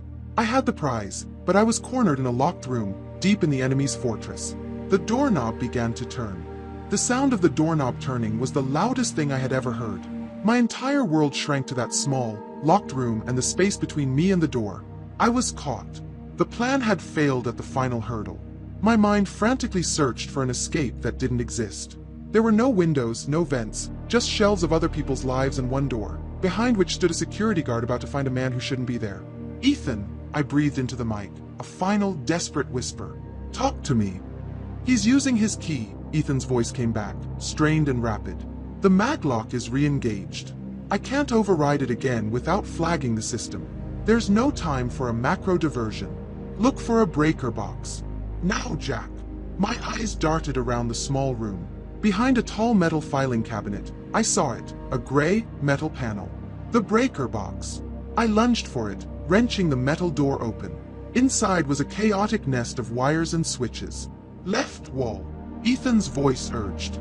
"I see it on the schematics. Main panel for the B sector corridor. Kill the main switch. Do it now." The key was scraping in the lock. I didn't have time to be delicate.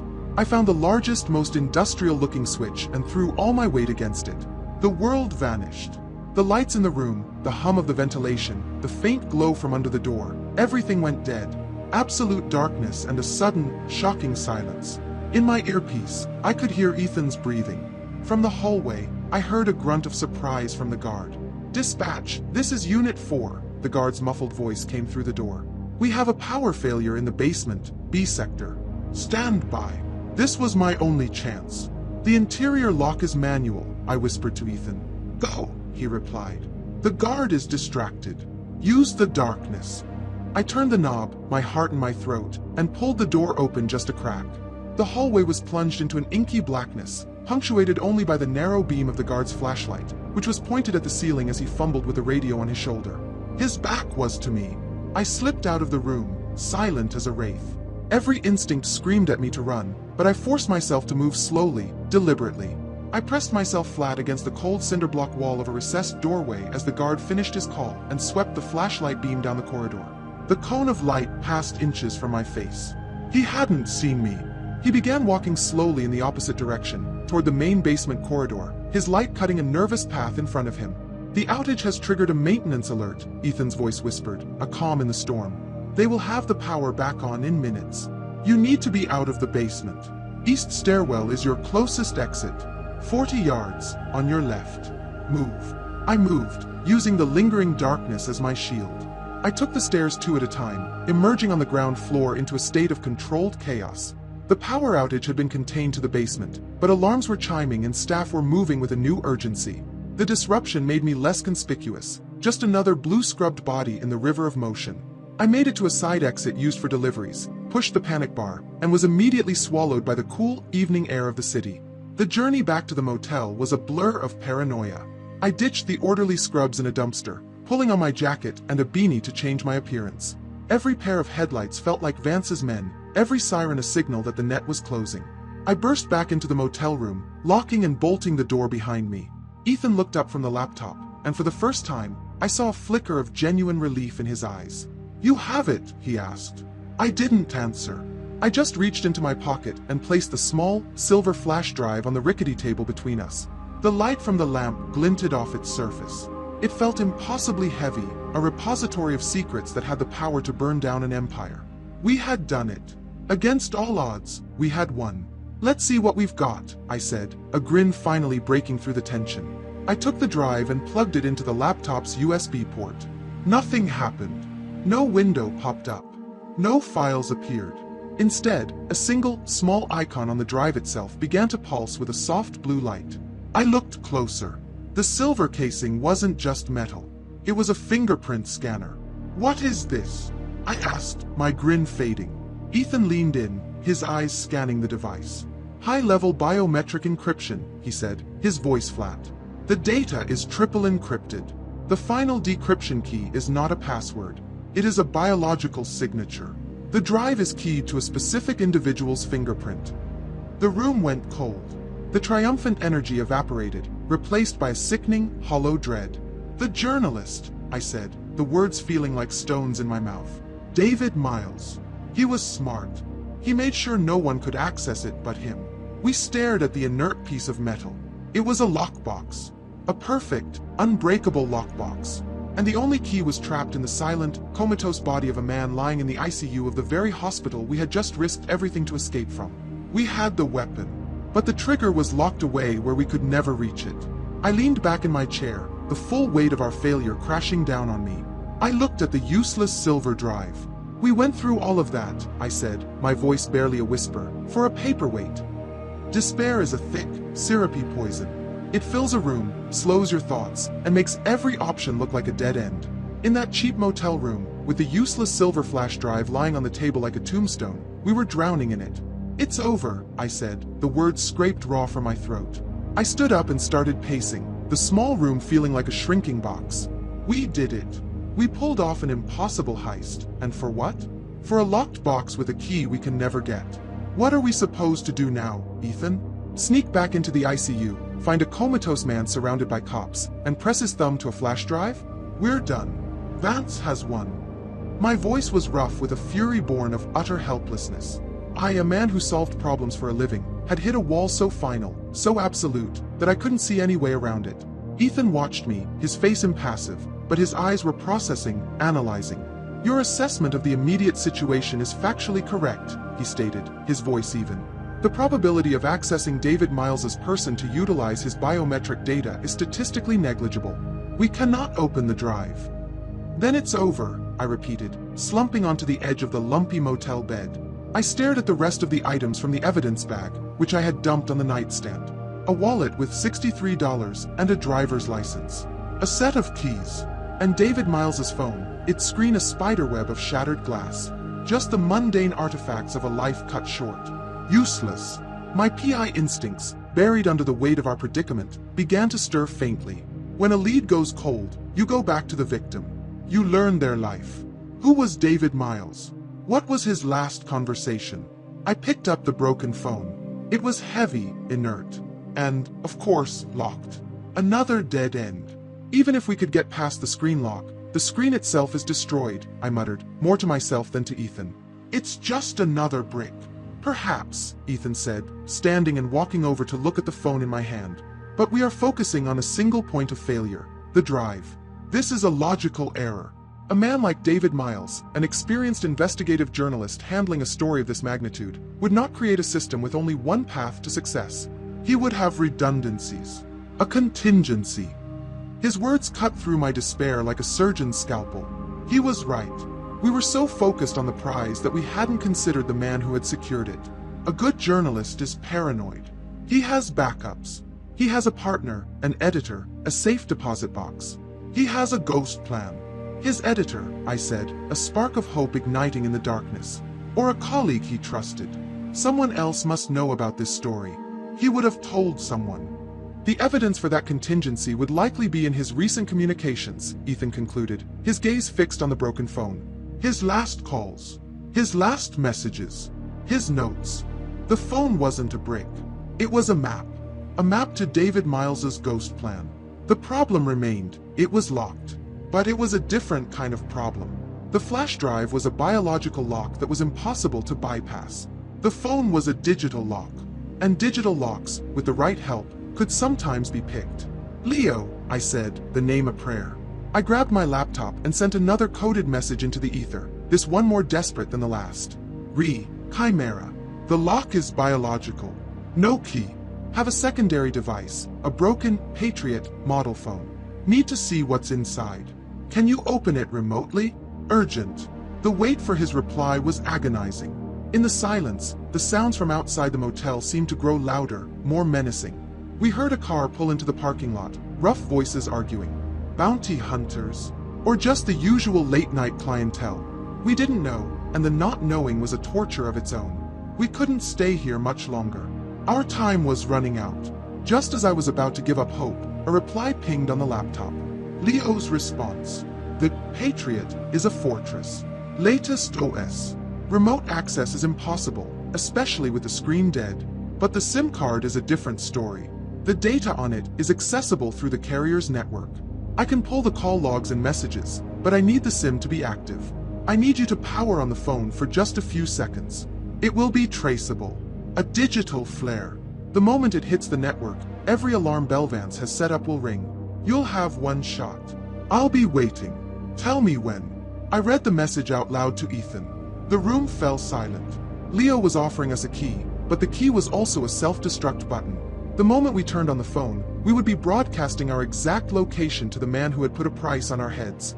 We'd have seconds, maybe a minute at most, before every hunter in the city knew exactly which motel room to kick down. I looked at the broken phone in my hand. It was salvation and damnation, all in one shattered package.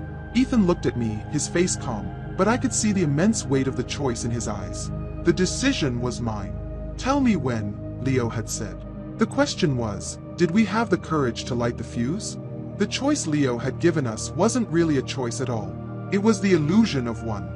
We could stay in the motel room and wait for the wolves to eventually sniff us out and kick down the door, or we could light a signal fire and invite them to the hunt, hoping we were fast enough to get away while they were still blinded by the flames.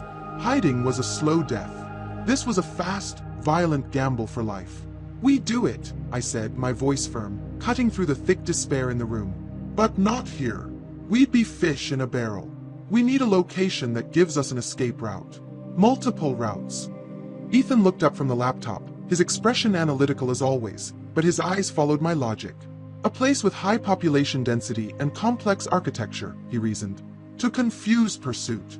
A transport hub. A multi-level structure. A parking garage, I said, an image forming in my mind. The city center garage, downtown. 10 stories of concrete and steel. Multiple stairwells, an elevator, and hundreds of cars for cover.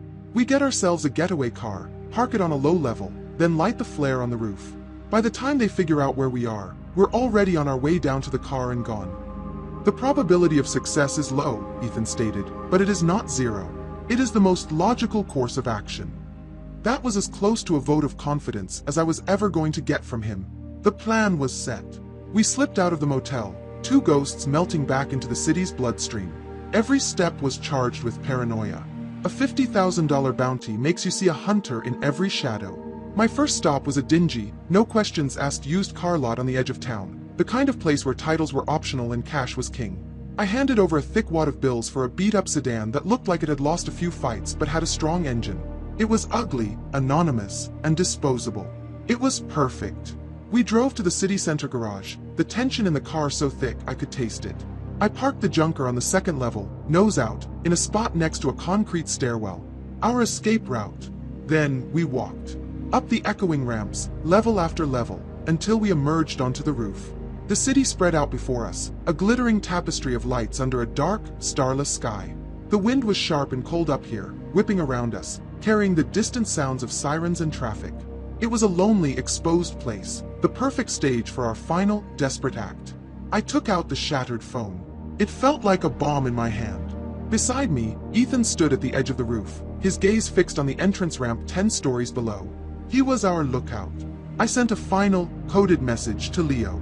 At the theater. Ready to start the show. On your signal. The reply was almost instantaneous. Signal received. I am poised. The moment the SIM hits the network, my trace begins. I will send the extracted data to your secure email. You will have 30 seconds, maybe less. Godspeed. 30 seconds. Our entire future boiled down to half a minute. Ready, Ethan? I asked. He gave a sharp nod, his eyes never leaving the garage entrance. Ready, Jack. I took a deep breath, the cold air burning my lungs. My thumb found the phone's power button, which was miraculously still intact. I pressed it. The shattered screen flickered, coming to a broken, meaningless life. A splash of color, a cracked logo. It was on. The flare was lit. A silent, digital scream sent out into the network, a beacon for all our enemies. The next 30 seconds were the longest of my life. The wind howled in my ears. I stared at my own phone's blank screen, waiting for the email notification that felt like it would never come. 10 seconds. My hands were slick with sweat. 20 seconds. Had it worked? Was Leo able to get through? Or had we just signed our own death warrant for nothing? Ethan's voice cut through the wind, sharp and urgent. Jack. Cars. I looked up from my phone, my heart seizing in my chest. 2 of them, he said, his voice deadly calm. Black sedans. They just entered the garage. They're coming up the ramp. Fast. My blood ran cold. They were already here. Vance must have had teams pre-positioned, just waiting for a signal. We had seconds. At that exact moment, my phone chimed. An email notification. The subject line read, Showtime. It was from Leo. We had it. The journalist's last calls, his messages, the key to his ghost plan was sitting in my inbox. But it was too late. From the levels below, I heard the tortured squeal of tires taking a ramp too fast. The hunters were in the house. We had the information we needed to win the war, but we were about to lose the battle, trapped on a concrete island 10 stories in the sky. There was no time for relief. The chime of the email notification was drowned out by the squeal of tires from below. The 30-second timer Leo had given us was up, and the wolves were at the door. Stairwell. Now! I yelled, shoving my phone into my pocket. We sprinted across the exposed rooftop, the wind tearing at our clothes. Behind us, I heard the heavy metal door to the roof access slam open, followed by a shouted command. We plunged into the concrete stairwell, the door swinging shut behind us, cutting off the open sky. A stray bullet pinged harmlessly off the steel, a final, sharp punctuation mark to our rooftop gamble. The stairwell was a vertical tunnel of echoing footsteps and our own ragged breaths. We took the steps 3 at a time, a controlled fall down 10 stories of concrete. The sounds from below grew louder, not just cars, but men. Vance's foot soldiers, sent to cut us off. Around the 6th floor landing, we met them. 2 of them, dressed in dark tactical gear, coming up the stairs. They were fast, but we had gravity on our side. I didn't hesitate. I dropped my shoulder and slammed into the first man like a linebacker, sending him tumbling backward into his partner. They went down in a tangle of limbs and curses. It wasn't a clean fight. It was a desperate, ugly brawl in a narrow space. I kicked the gun from the first man's hand, the weapon skittering across the concrete. The second man recovered, lunging for me. I sidestepped, using his momentum to shove him hard against the rough cinderblock wall. Jack! Ethan's voice was sharp. He was pointing at a red fire extinguisher mounted on the wall behind me. I didn't need a second invitation. I grabbed the heavy cylinder, wrenched the pin free, and aimed it at the men scrambling to get up. A thick, white cloud of CO2 blasted into the stairwell, a sudden, blinding fog. It choked the air and instantly dropped the visibility to 0. Go, go! I yelled, grabbing Ethan's arm and pulling him with me. We plunged downward through the disorienting cloud, our eyes burning, the shouts of the blinded men echoing behind us. We burst out of the stairwell door onto the 2nd level, our lungs aching. The garage was a chaotic scene of sweeping headlights and fanning search patterns. Our junker car was 50 yards away, a lifetime in a war zone. We ran. No cover, no finesse, just a desperate, open-field sprint across the cold concrete. A voice shouted, "There they are!" Headlights pinned us like stage lights. I dove into the driver's seat, Ethan scrambling in beside me. The key felt alien in my trembling hand. I jammed it into the ignition and turned. The engine sputtered, groaned, and died. "Come on, you piece of junk!" I snarled, turning the key again. A side window shattered, spraying glass across Ethan's lap. They were closing in. I gave the key one last, desperate turn. The engine caught, roaring to a loud, unhealthy life. I slammed the car into gear, stomped on the gas, and we shot out of the parking space, the tires screaming in protest. A black sedan swerved to block us. I didn't slow down. I cranked the wheel, side-swiping the sedan with a deafening screech of tortured metal, and aimed our beater down the nearest exit ramp. We flew out of the garage and into the river of city traffic, a wounded animal escaping the slaughterhouse. I drove like a madman, weaving through cars, running a red light, making a series of random, unpredictable turns until the flashing headlights of our pursuers were gone from my rearview mirror. Only when we were deep in a maze of dark industrial warehouses on the city's forgotten waterfront did I finally pull into a dead-end alley, kill the engine, and let my head fall against the steering wheel, my body trembling with adrenaline. We were alive. We were out. After a few moments of ragged silence, I remembered. The email. The reason for the whole insane chase. I pulled out my phone, my hands still shaking, and opened my inbox. There it was. Showtime. The email from Leo contained a simple text file. I opened it. It was a data dump from David Miles's SIM card. A list of his last 20 calls and a handful of recovered text messages. Most of it was mundane, conversations with his editor, a message to his dry cleaner, a call to a pizza place. I scrolled to the bottom, to the last communications he made on the day he was attacked. My blood ran cold. The last outgoing call was to a number I didn't recognize. There was no name, just the number. The call had lasted less than a minute. And then, the final entry. A text message, sent just 3 minutes before the estimated time of the hit and run. It was to the same unknown number, a contact saved in the phone under a single, chilling name, Witness. The message was 5 short, cryptic sentences. They know. Chimera is a cage. My key is useless without yours.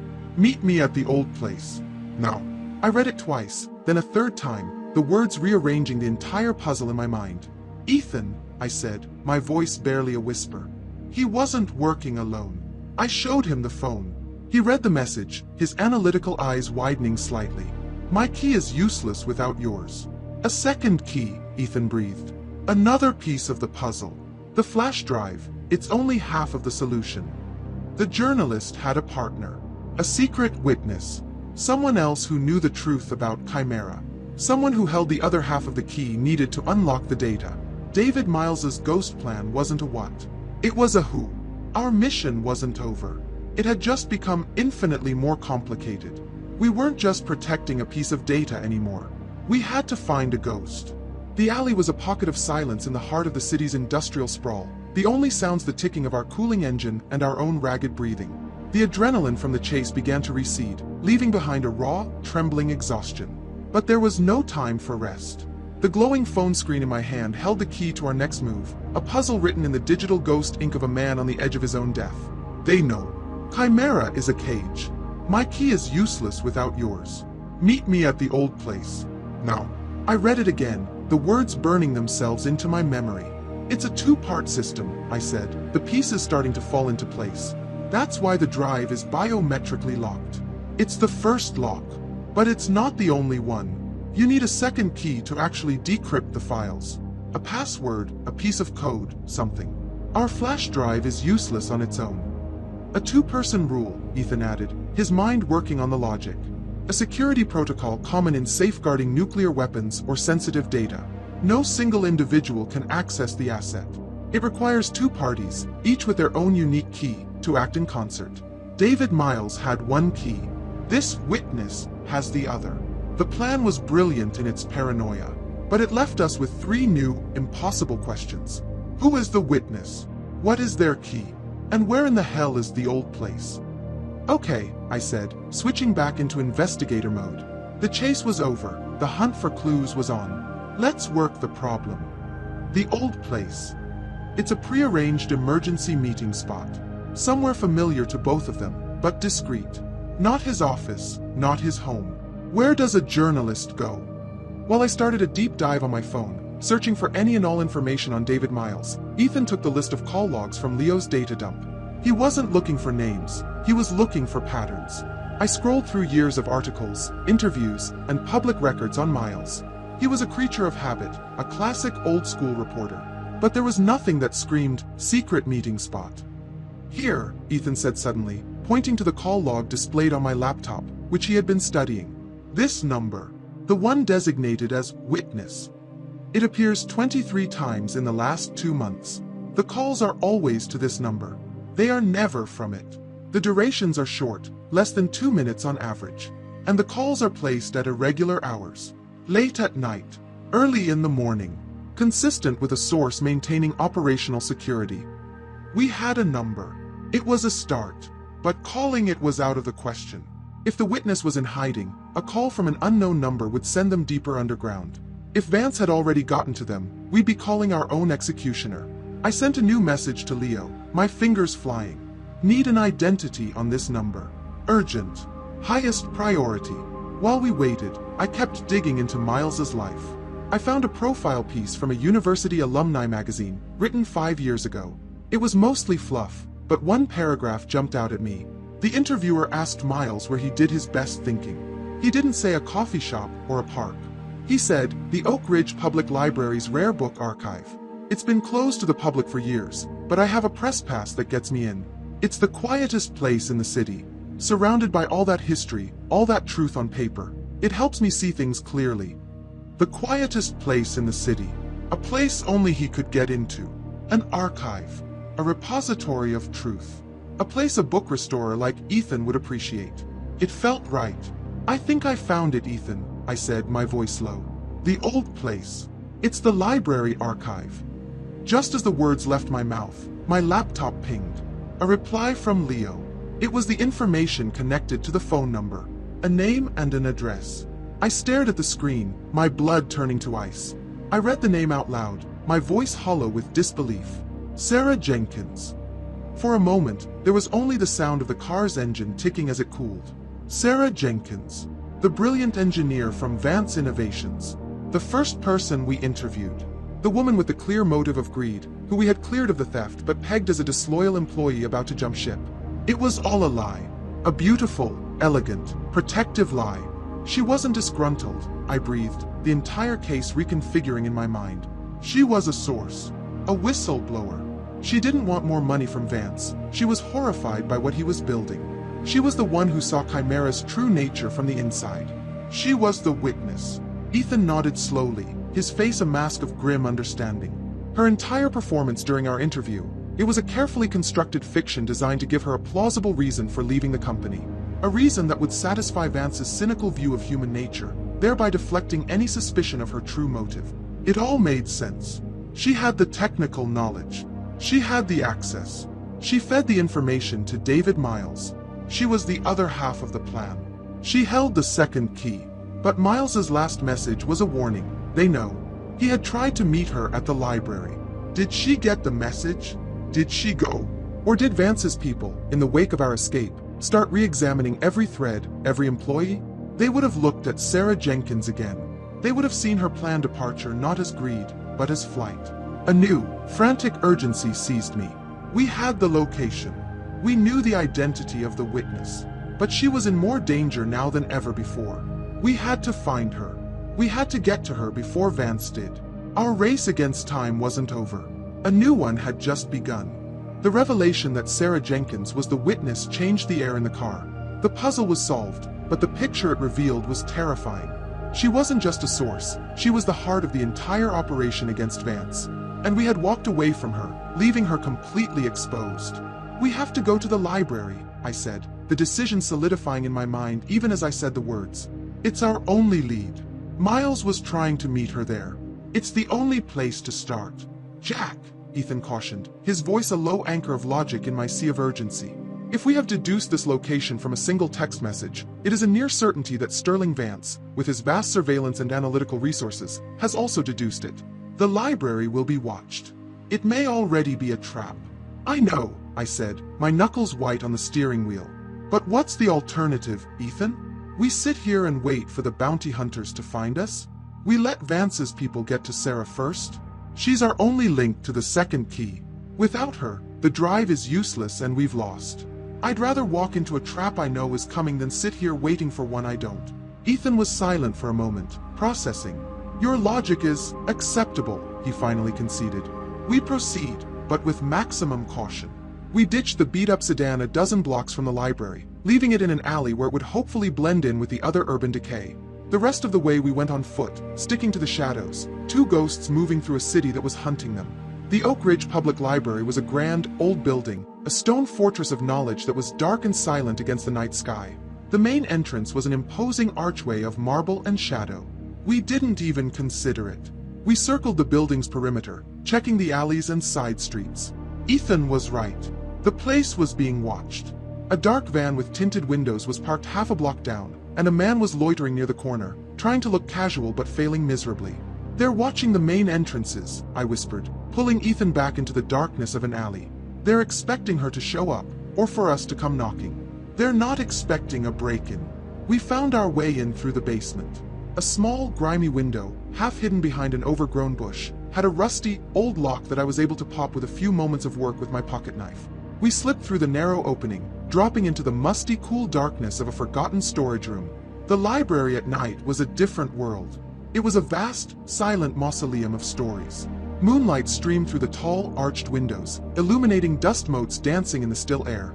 The towering shelves of books were monolithic shadows, silent witnesses to our trespass. Every creak of the floorboards, every rustle of our own clothing, sounded like a gunshot in the profound quiet. Following the old building directories on the walls, we made our way to the West Wing, to the section marked Archives and Special Collections. A heavy oak door with a brass plaque was locked with a modern electronic keypad. "Leo's key won't work on this," I muttered. "It's a closed system." "It may not need to," Ethan said, his eyes scanning the doorframe. He pointed to a small, nearly invisible wire running from the keypad to a junction box on the ceiling. With the focus of a surgeon, he shimmied up the doorframe, pulled a small multi-tool from his pocket, and began to carefully work on the wiring. After a tense minute, there was a soft click. The small LED on the keypad went dark. The lock was disengaged. We stepped into the rare book archive. The air in here was even more still, cool and dry from a dedicated climate control system that hummed softly in the walls. The smell was of ancient paper, leather, and time itself.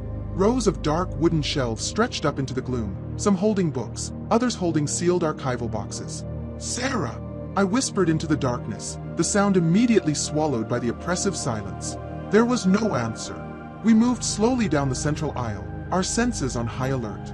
We were looking for any sign that she had been here. A footprint in the thin layer of dust. A misplaced book. Anything. We found nothing. The room was cold, empty, and undisturbed. She hadn't come. Or she had, and she was long gone. Then we saw it. In the exact center of the archive, there was a single, massive oak reading table. And on that polished, empty surface, under the faint red glow of an emergency exit sign, sat a laptop. It was open, its screen dark. A cold dread washed over me. This was wrong. It was too deliberate. Too staged. I approached the table cautiously, Ethan a few steps behind me. There were no wires, no obvious traps. It was just a laptop, sitting as if waiting for a reader who had just stepped away. My gaze fell on a small white piece of paper, folded neatly and placed beside the trackpad. With trembling fingers, I picked it up and unfolded it. There were only 2 words, neatly typed. "Play me." My heart hammered against my ribs. I looked at the laptop. With a hesitant finger, I touched the trackpad. The screen flickered to life. It showed a single video file, queued up and ready to play. The thumbnail image was a grainy, low-light close-up of Sarah Jenkins's face, her eyes wide with terror. It was a trap. It was a message. And we had just walked right into the middle of it. My finger hovered over the play button, the ghost of Sarah's terrified face glowing in the dark, silent archive, promising a truth we were likely not prepared to see. The silence of the archive was a living presence, a coiled serpent waiting to strike. My finger trembled over the trackpad, the glowing image of Sarah Jenkins's terrified face the only light in the vast darkness. This was a deliberately set stage, and we were the actors who had just walked onto it. We had no choice but to play our part. "The laptop could be rigged," I said, my voice a low whisper. "The risk of not knowing its contents is greater than the risk of viewing them," Ethan countered, his logic cutting through my fear. "We must see it." He was right. I took a deep breath, and I pressed play. The video flickered to life. The quality was poor, the lighting harsh. Sarah Jenkins was tied to a steel chair.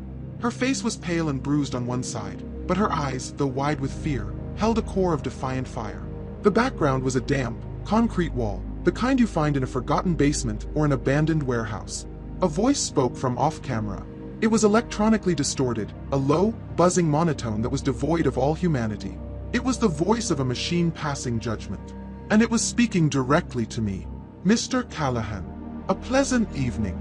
I trust you found our invitation." I felt a cold chill crawl up my spine. They knew.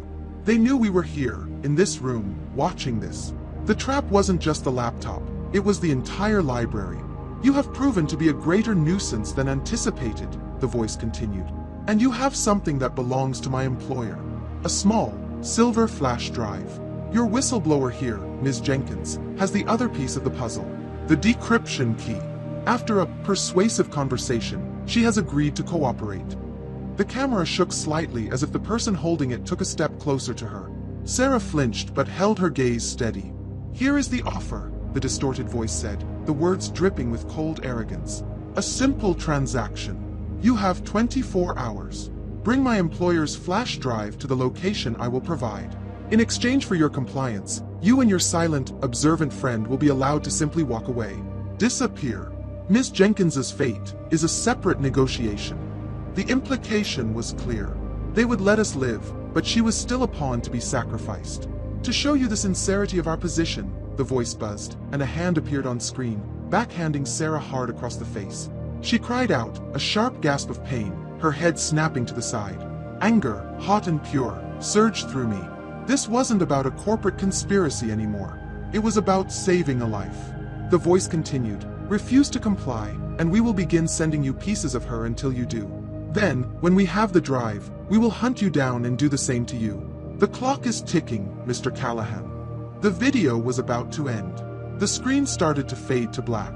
But just before it did, Sarah, her voice raw with pain and desperation, screamed at the camera. "I'll never tell you.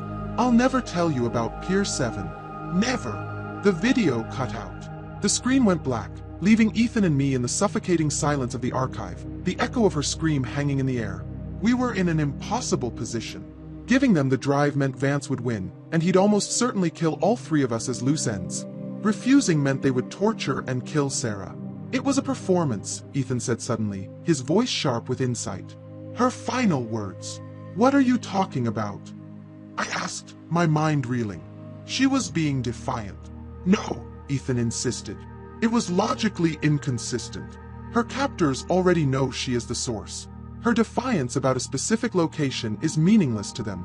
It was not a message for her captors. It was a message for us. Of course. Pier 7. It was a clue, a final, desperate gamble, shouted in a moment of pain, disguised as defiance. Her captors would dismiss it as a panicked outburst, but she was counting on us to understand. Pier 7, I said, the name clicking in my memory. It's part of the old abandoned waterfront. The same industrial wasteland we drove through after the chase. It's a derelict, forgotten place. A place perfect for holding a prisoner. She wasn't just screaming. She was telling us where she was. The despair that had been crushing me was burned away by a new, cold resolve. Vance thought he had given us two options, surrender or watch a woman die. He was wrong. There was a third option. The one he would never expect. We were going to get her back. But we couldn't do it alone. We were two men against a private army. We needed help. An ally who could move through the same digital shadows that Vance's people did, but who could also do more. I sat down at the laptop, the one they had left for us, and opened a secure browser. I navigated to the vintage camera forum, our only link to the outside world. I started a new, direct message to ghost___machine. There were no codes this time. No clever wordplay. The time for games was over. The message was simple, a desperate plea and a call to arms. They have the witness. Held at Old Pier 7. A rescue, not a hack. I need more than just information. I need a ghost who can walk. Are you in? I hit send. The message flew out into the digital void. We had a location. We had a timetable. And we had just asked our only ally, a man who lived his life in paranoid seclusion, to step out of the shadows and into a shooting war. All we could do now was wait for his answer. The laptop screen went dark, but the image of Sarah's bruised, defiant face was seared into my mind. The distorted voice of her captor echoed in the silent archive. 24 hours. A ticking clock had been strapped to our backs, and the bomb was the life of a woman who had tried to do the right thing. My message to Leo was a desperate Hail Mary, a flare shot into the digital darkness. But we couldn't wait for an answer in a place we knew was compromised.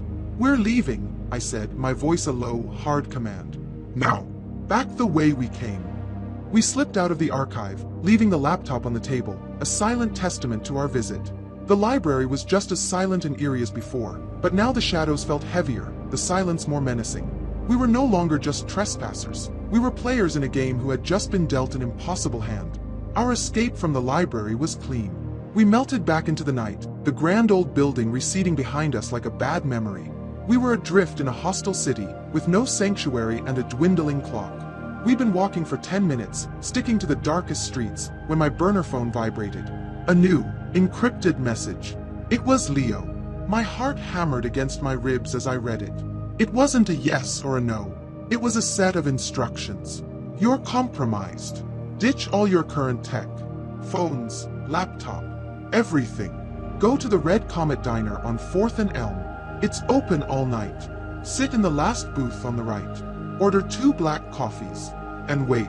He's coming, I said to Ethan, a wave of disbelief and relief washing over me. He's actually coming. The digital ghost was about to step into the physical world.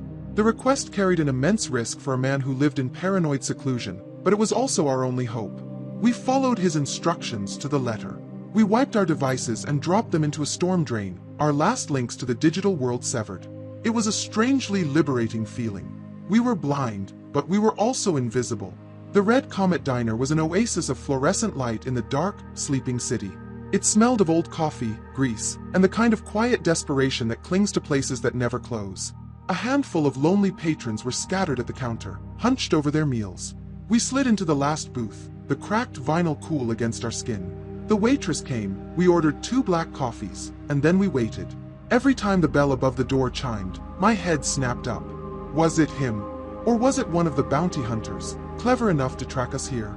10 minutes crawled by. Then 20. The coffee was bitter and thin, but it was hot. Just as I was starting to think we'd been stood up, a man slid into the booth opposite us. He wasn't what I expected. There was no trench coat, no steely gaze. He was a small, wiry man in his late 50s, with thinning gray hair, thick glasses, and a faded jacket that had seen better decades. He looked like a retired high school science teacher, not a master of the digital underworld. He scanned the diner, his eyes constantly moving, checking the exits, the other patrons, the street outside. Did you follow my instructions precisely? He asked, his voice a low, raspy whisper. Were you followed? We were careful, I said. You're Leo. It's the name I use, he said, finally letting his sharp, intelligent eyes rest on us. I got your message. It seems you've kicked a very angry hornet's nest. That's one way of putting it, I said grimly. We need to get her back. But we're 2 men against a professional security force. We need an edge. An edge I can provide, Leo said. A flicker of something hard and ancient crossed his face. Sterling Vance and I have a history. Years ago, he used a piece of my own software to ruin a competitor, then buried me in lawsuits to cover his tracks. He builds digital cages. I make a living tearing them down. This isn't just a job for me, Callahan. It's a calling. His motivation was as pure and dangerous as a sharpened blade. Vance isn't using his usual corporate thugs for this, Leo continued, his voice low. My sources say the team at Pier 7 is a private security firm. Ex-military.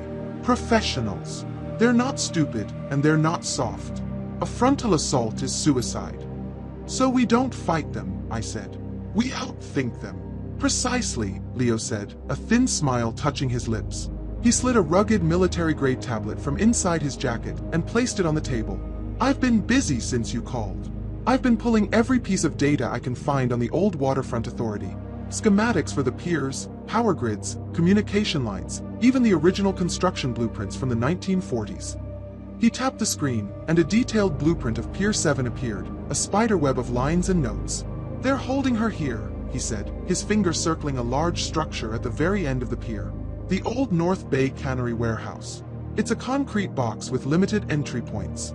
They'll have the main door and the loading bay covered, with snipers on the roof.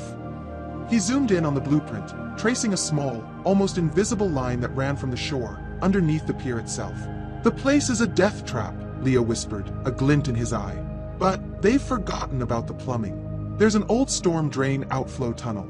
It runs from the city's mainland drainage system and empties out directly beneath the cannery's foundation. It's not on any modern city plan. It's a ghost door. For the first time in days, I felt a surge of genuine hope. We had a team. We had an expert. And we had a plan. The cynical PI, the man who couldn't lie, and the ghost who walks. It was a long shot, but it was a shot. They won't be watching it, I said, a grin spreading across my face.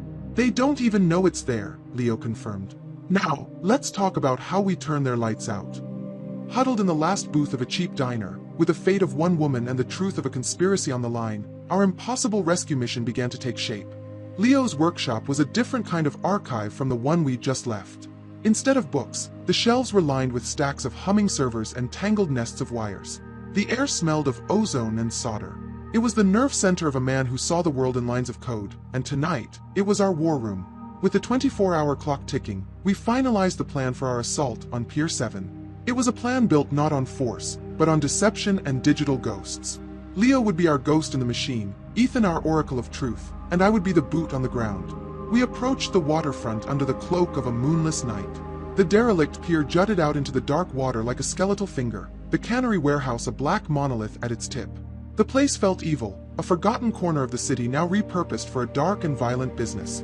I left Ethan with Leo in a nondescript van parked a safe distance away, a hub of screens and technology that would be our only connection. I gave Ethan a final, questioning look. He simply nodded.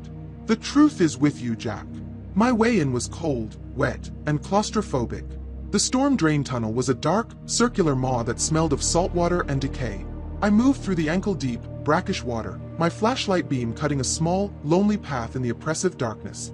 My only guide was Leo's voice in my ear, a calm, steady presence in the black. You're approaching the exit grate, Jack. Stand by. I'm making my move. I reached the rusted iron grate beneath the warehouse and waited.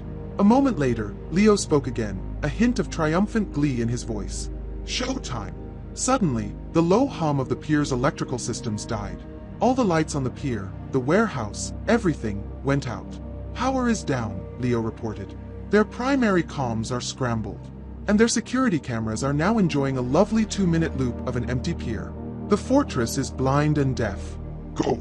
I pushed the heavy grate open and climbed into the warehouse basement. I moved through the shadows, a ghost in their midst, my pistol drawn and ready.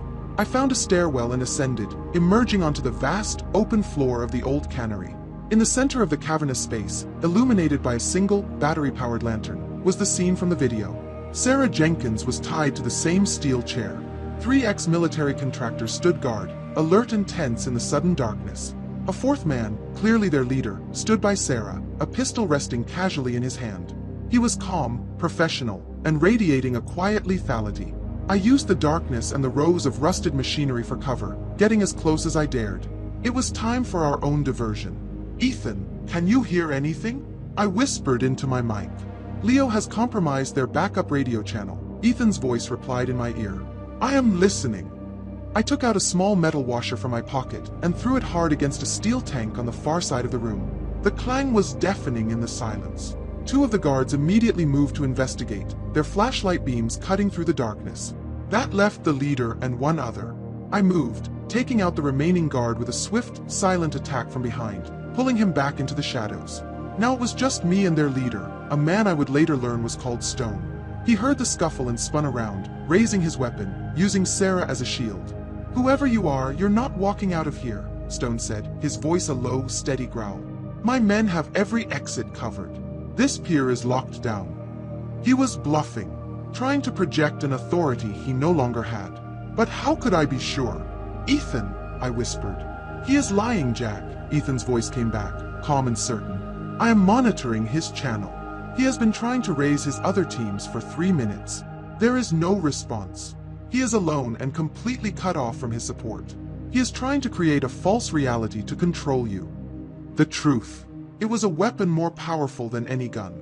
I stepped out from behind the machinery, my pistol leveled at him. Your men are blind, deaf, and dumb, Stone, I said, my voice ringing with a confidence I didn't truly feel but knew he would believe. And your backup isn't coming. It's just you, me, and the lady. Now drop the gun.